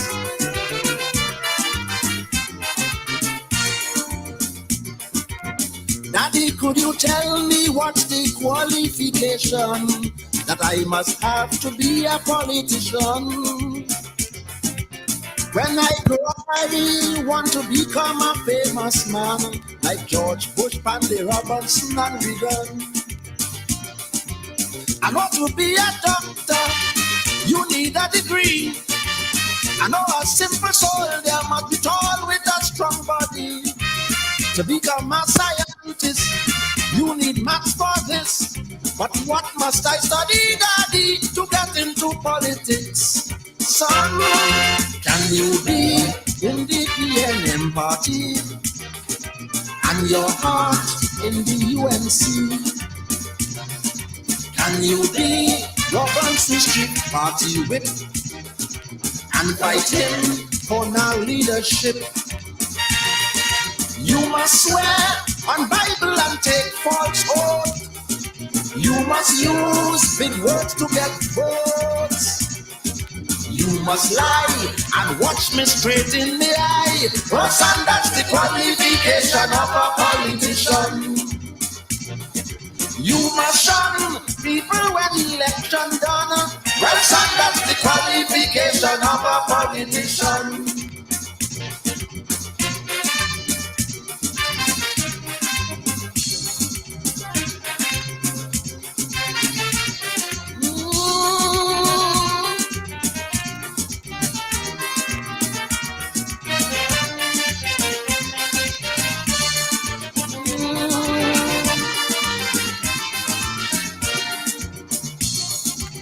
Daddy, could you tell me if to be a politician, a man must have a sound education? Should I go away to London or the USA for me to be a man in or Sunday? I know musicians study music at Berkeley. I know good doctors study at Harvard University. Well, which school did John Humphrey and Sudama study? I hear they did a great course here at the school of Woodford Square. Son, you must go to the school of selfishness and learn how to be dishonest. You must go to the school of scambishness and, like Judas, learn to cheat with a kiss. You must start with your good friend Kelvin Ramnath and call him a bloody upstart. You must fool people and fool yourself in the long run. Well, son, that's the qualification of a politician. You must take roti and yet hop up the roti man. Well, son, that's the qualification of a politician. Alright.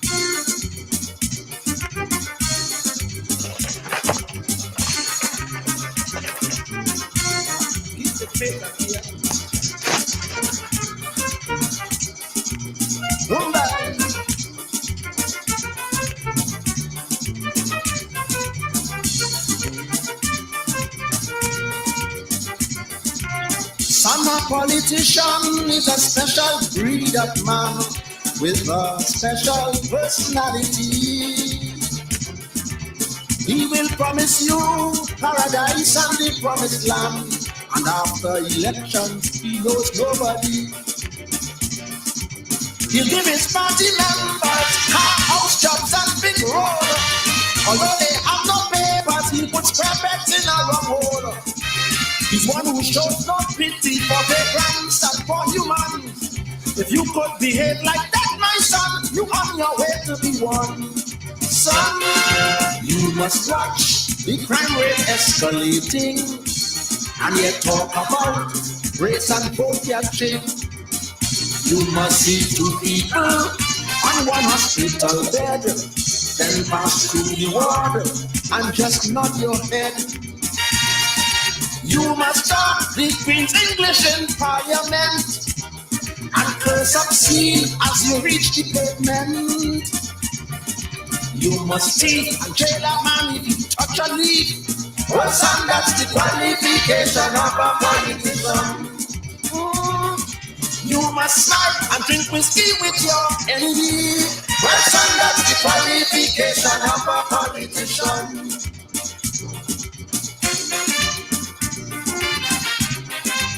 Boomba,